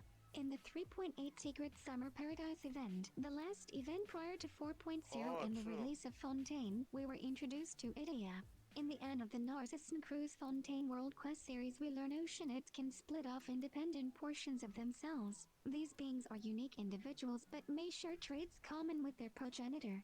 Nearly all of the hydroidolins who inhabit the Valerian Mirage make note of Idia's penchant for hiding away in a corner, often in tears. Archon solving intensifies. Ningguang's 3 keys to success. It's that easy. Good question. Why is she wearing a dress if she's just gonna let her rodent kinda hang out of it? The Virgin Archons. You saved my entire nation. Guess I can give you some vague hints. Destroys mountains for fun but can't solve any of their own problems. Cause like half of the problems that we end up solving. The Chadane's leaf. Leads us to our sibling in like 10 minutes in exchange for paying his tab. Defends the world from abyss heralds that can literally imprison gods. Literally the final boss according to the Travail trailer. True. Me walking into Fontaine, looking for Kaveh's mother after reading his lore. Put the gun down. I'm not worth it. This is ridiculous. Just wanna talk to her. Yeah, I want to find If you him want on a chance to be featured in the next video, leave a funny comment. Oh, this one. How do you feel about chubby girls? Oh, they're cool. Just cool? Yeah. Yeah. I like them. What if we took it like a step further and like really chubby girls, but they're Okay. they're like still cute and just I mean, can they wash themselves? No. with help. Unassisted, that's a no. They can't. No, they can. It just needs they would just need some backup is all. Backup, Okay. yeah. How about multiple chubby girls? That's cool. Yeah, sure. I love that. What are you getting at? What are you You getting know what? at here, dude? I'm just, I'm just going to send them to you. What?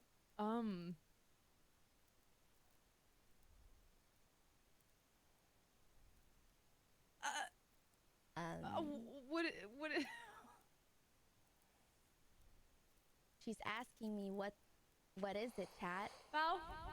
What is this? Hello. Hello. What the fuck is this?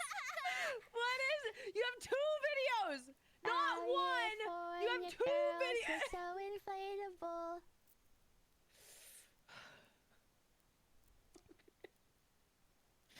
My chat loves this video.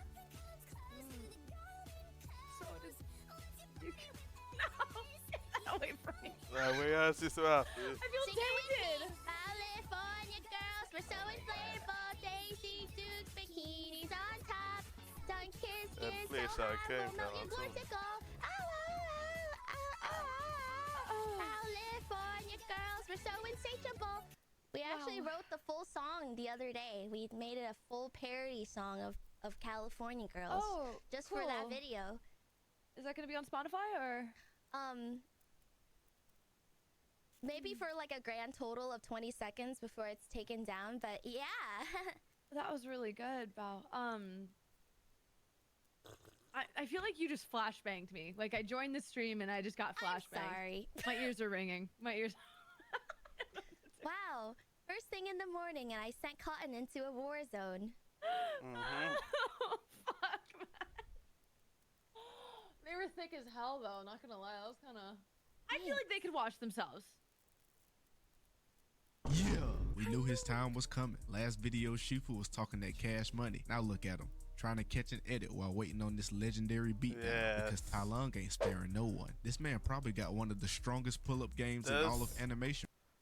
This man does make shorts about any show. It could be real life or cartoon or short series, but just characters being jumped. If you understand what being jumped is, they just being full on just beats without them being able to act. Or even if they act, they're still getting pummeled like if it's nothing. For real. Like how man's just gonna arrive on cue with the thunder and lightning in the background. Bro really on his spiritual soul timing over here being one with nature and jump. And dudes stay hitting these immaculate poses. Like come on, bro. Chill out. Anyways, Tai Lung already on his disrespectful timing. Over here talking about some, hey geezer, I heard you got a new student. Where he at? But Shifu ain't gonna. I took the cops off. I'm hotter than hot sauce. I'm taking the clean route. So snitching on his mans is not an option. This spade is between us, nigga. So you want these hands, huh, cuz? I can't lie though, Shifu was about that smoke. If I was in his shoes, I would be shaking in my boots. Flashback. That geezer Shifu did good with y'all. Trash. Because after the way Tai Lung packed up the Furious 5 and sent them back in some swishers, yeah, Shifu different. Look at him, hitting that default geezer emote. So you know he ready to fade. So of course Tai Lung ain't ducking and pulls out the Super Mario Elite and tries to put 10 toes down straight on Shifu's dome piece. Then bro turns into Toph from The Last Airbender and kicks this asteroid at Shifu. Like, dude, you are not an earthbender. Relax, buddy. Anyways, that was just a distraction so Tai Lung could sneak one of them stiff jabs on Shifu's cranium. And here's where bro started bugging. I guess all that pent-up aggression started leaking out because listen to this. I waited 20 years, cuz, to get this get back, you geezer. You know I was supposed to be the Dragon Warrior. Bruh, I can't lie. I know Tai Lung a dog and all, but it sounds like my guy's just hating. But I probably would too if this Franklin the Turtle looking fool Oogway hold me from being the Dragon Warrior too. Had that boy Tai Lung looking flabbergasted. It ain't my fault you wasn't cold like that, nigga. Say what, cuz? It was all your fault. You was capping the whole time. Then we get one of the Matrix scenes. That boy Tai Lung got here playing Fruit Ninja, but Shifu deflected all the mugs and then gonna catch the last one and look at his reflection like he know he cold. Look at him. You still got it, old man. But that man took that plea deal and started spilling all the beans on why Tai Lung ain't the Dragon Warrior. So Tai Lung did the most disrespectful thing possible and started bodying Shifu with his master's blicky sticky. Got mans over here choked up, gasping for air. And all he worried about about is getting that dang dragon scroll. Dude really think he finna learn some jutsu or something. This ain't Naruto, buddy. Then he gonna break OG Uguay's cane. Got Shifu over here on his knees, watching that leftover OG energy fade away. But enough of the shenanigans, because Tai Lung kept pressing, bro. Tackled mans into the wall like a 5-star defensive lineman. Shifu is really like that, though, because when they started boxing in the air, he was really putting them tiny old paws on Tai Lung's tail. I can't lie. All for nothing, though, because Tai Lung pulled out the Uno reverse and dropped Shifu off with that primary lotus. I guess a new DLC pack for the hands must have dropped too, because bro really started dropping that heat on Shifu noggin. Got this geezer doing the electric shuffle trying to get out of there. Why is bro pummeling this old man like this? I'm talking straight heavy attack combos to the face. That boy is going stupid. Yeah. Can't lie. My Well, nigga watching Shifu this is definitely over concussed. as Did a anyone whole, teach that Tai Lung was to send respect on a his elders? child. I guess not, because he hit him with that hot I and never skipped him realized across how the floor like a deep rock on a this lake. fight Tai Lung was. really out here sending goofies on vacation. First off, it was Tigress, and now Shifu. And I swear, he stay emoting and hitting these dastardly poses. You see the effect these poses be having? He got me over here using words like dastardly. I don't even know what that means, but I know it fits perfectly in this fight. Tai Lung walks out the shadows like Batman, and Shifu knows he created a dog with this one, because the way he just walked out them shadows deserves an Oscar. That junk had to be rehearsed. I mean, Shifu, you did hold this man though, so it's only right he wants to get his get back. Got my guy trying to use that talk no jutsu, thinking he finna escape this immaculate fade. I loved you too much to see what you were becoming.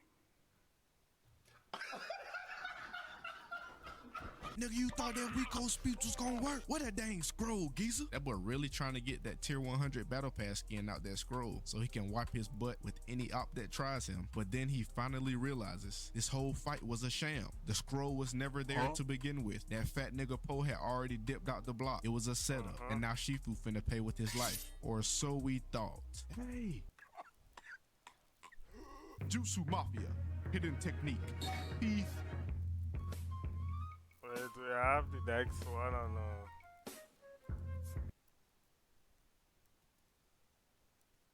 Do you have the next one? No, you don't have it. Oh wait, yes, you do have it. Come in. Yep. Come on. Time for another banger. Banger. Last time on Him Fu Panda. So Him Long has this nigga Shifu in a chokehold, but right before he's about to put Shifu in a swisher, the true dog of the lands arrives.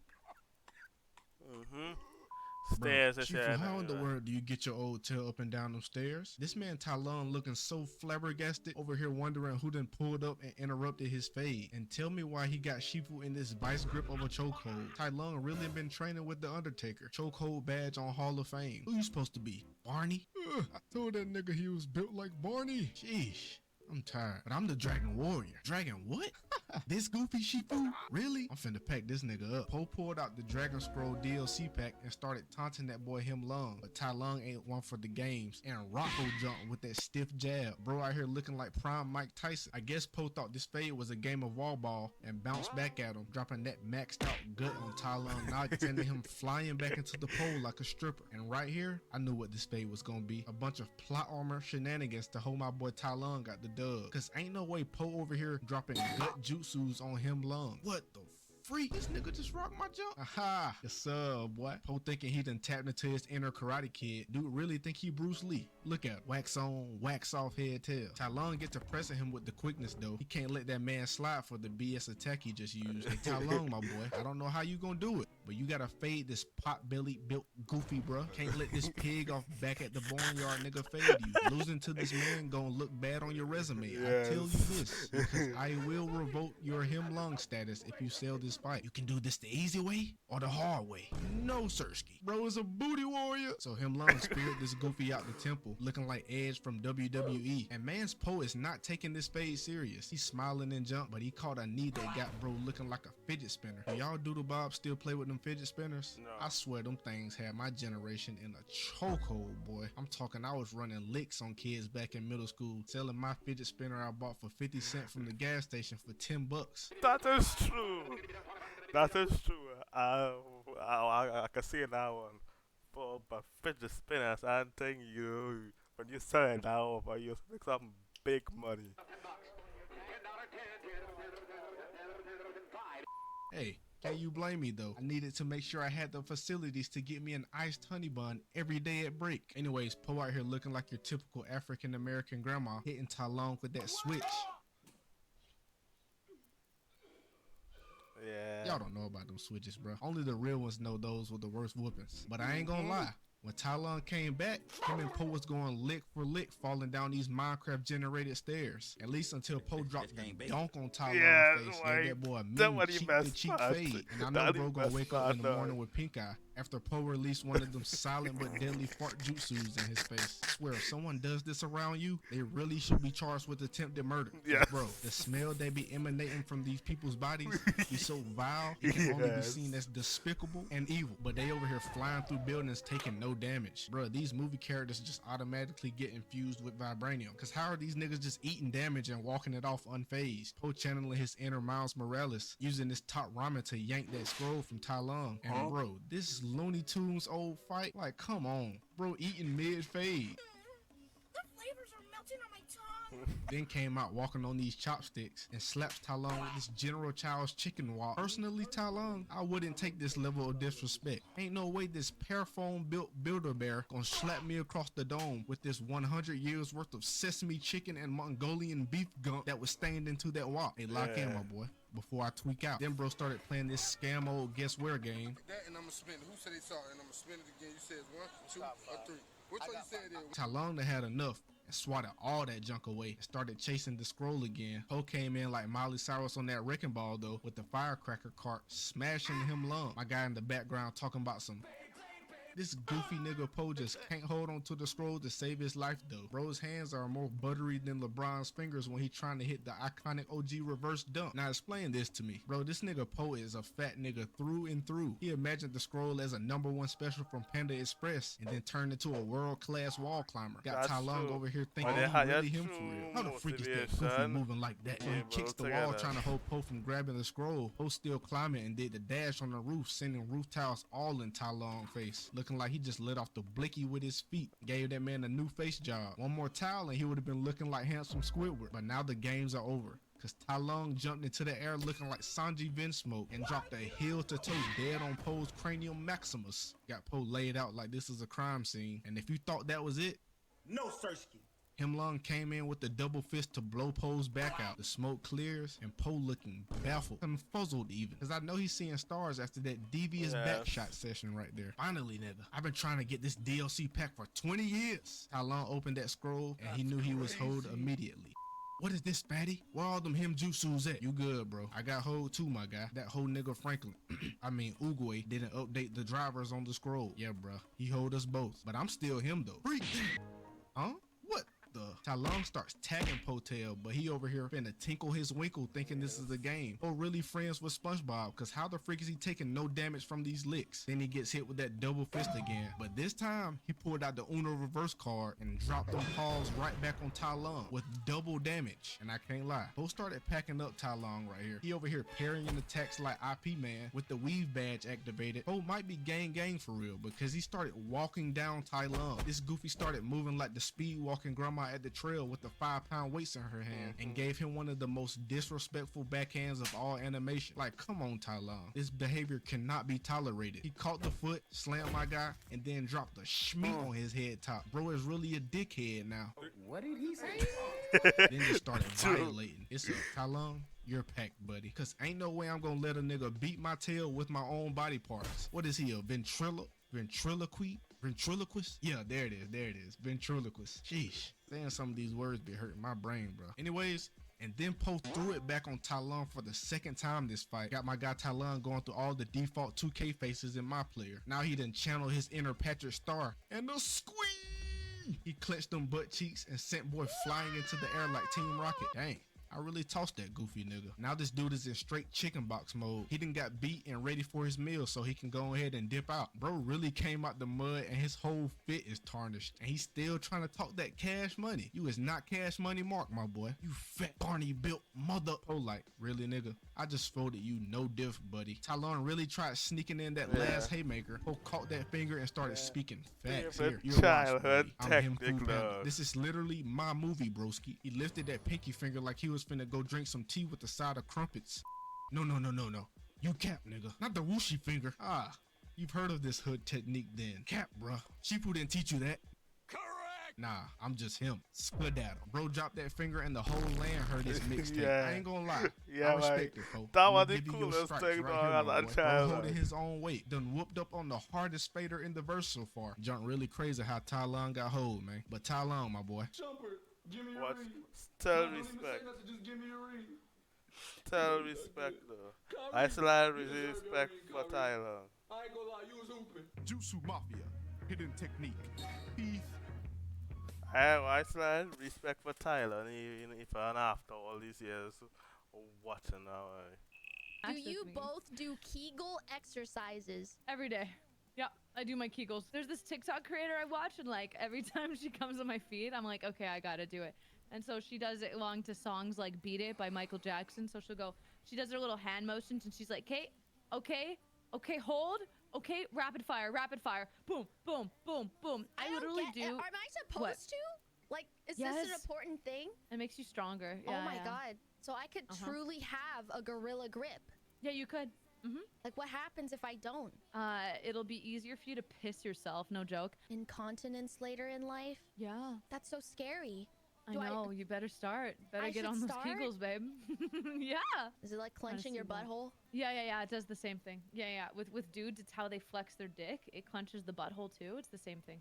Whoa. Gentlemen, if you do the exercise, you'll increase the velocity of your expulsion. What? Wait, guys can do it too? I was not aware of this. Chat, please. We're gonna have a contest. Okay, I'm gonna line them up at TwitchCon. I'm gonna see how far. Whoever gets the farthest is gonna win one night. It'll be epic. Oh my god, that'd be crazy! I do 4,200. My pussy finna be so tight. Someone said that in the chat. I saw that. Oh, it It's already gone now. is. My pussy finna be so tight. Damn. I feel like everyone in the chat right now is flexing their butthole just to see what it's like everyone right now. is. Type 1 in Drop the a chat one. if you're flexing your butthole. How did she know? Guilty. Why? Embarrassing. If She's I not mine, hold you my know. pee in while streaming for too long and something particularly happy or funny happens, like pee a little? I do pee a little sometimes. It's become more frequent actually. You gotta stop abusing your clitoris. Oh my god. I know. She has a future, Bao. Come on. Fuck. Bro. You're young still. Do your goddamn Kegels. Come on. It's I'm just, doing them right it's now. just a little bit. It's like a tiny little bit. You know, it's always cleaning itself. But I was like, this is particularly more damp than I remembered normal cleaning to be like. Well, it's a good thing we're on that topic. I think I would have like turned my chair into a I would have dyed my chair a different color. You were gonna piss on it? Bao, we have to do our Kegels. Oh We've my talked about God, this. I don't have. Come on. My pelvic floor isn't that bad. I barely use it. Are you woosey goosey? You loosey down there? No, I'm not loosey goosey. I'm not loosey goosey. Okay, prove it. Okay, fine. Why'd you say that like an anime protagonist? Okay, fine. I'll prove that I don't myself with the power of friendship. Oh, my cooter is really tight. Cottontail VA. I'll show you that I've never shit myself in my entire life. And you're Oh, gonna regret this. gosh. Yeah. My daddy best, man.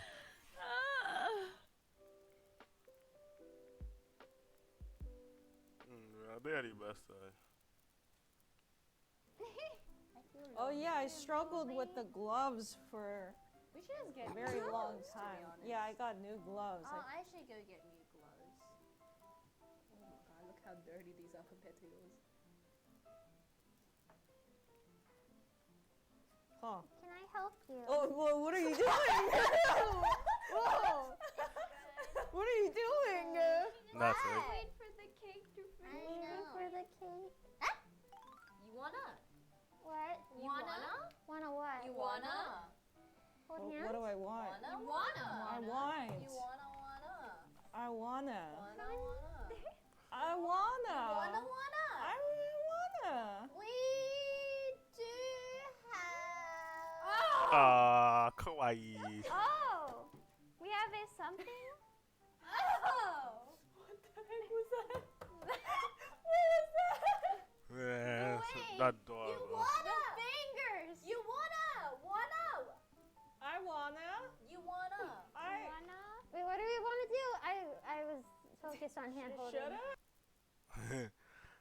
Everybody got only their is hand, next. alright. Fennekin was a prison planet used. And I called that today, and we would call. I'll call you. I had all the time to do the rest of them, so I'll call that for today. Let's see who we could go raid by the meanwhile. Any interesting people who I would like us to raid. Boom boom.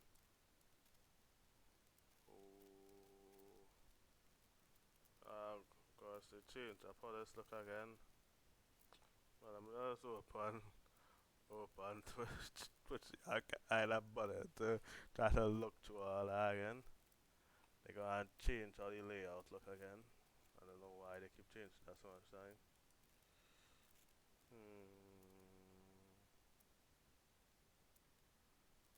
And we could go. Yeah, we can rate lie. So, see you guys on Tuesday. Have a good rest of weekend and have a good beginning of the week. Enjoy life and stay strong.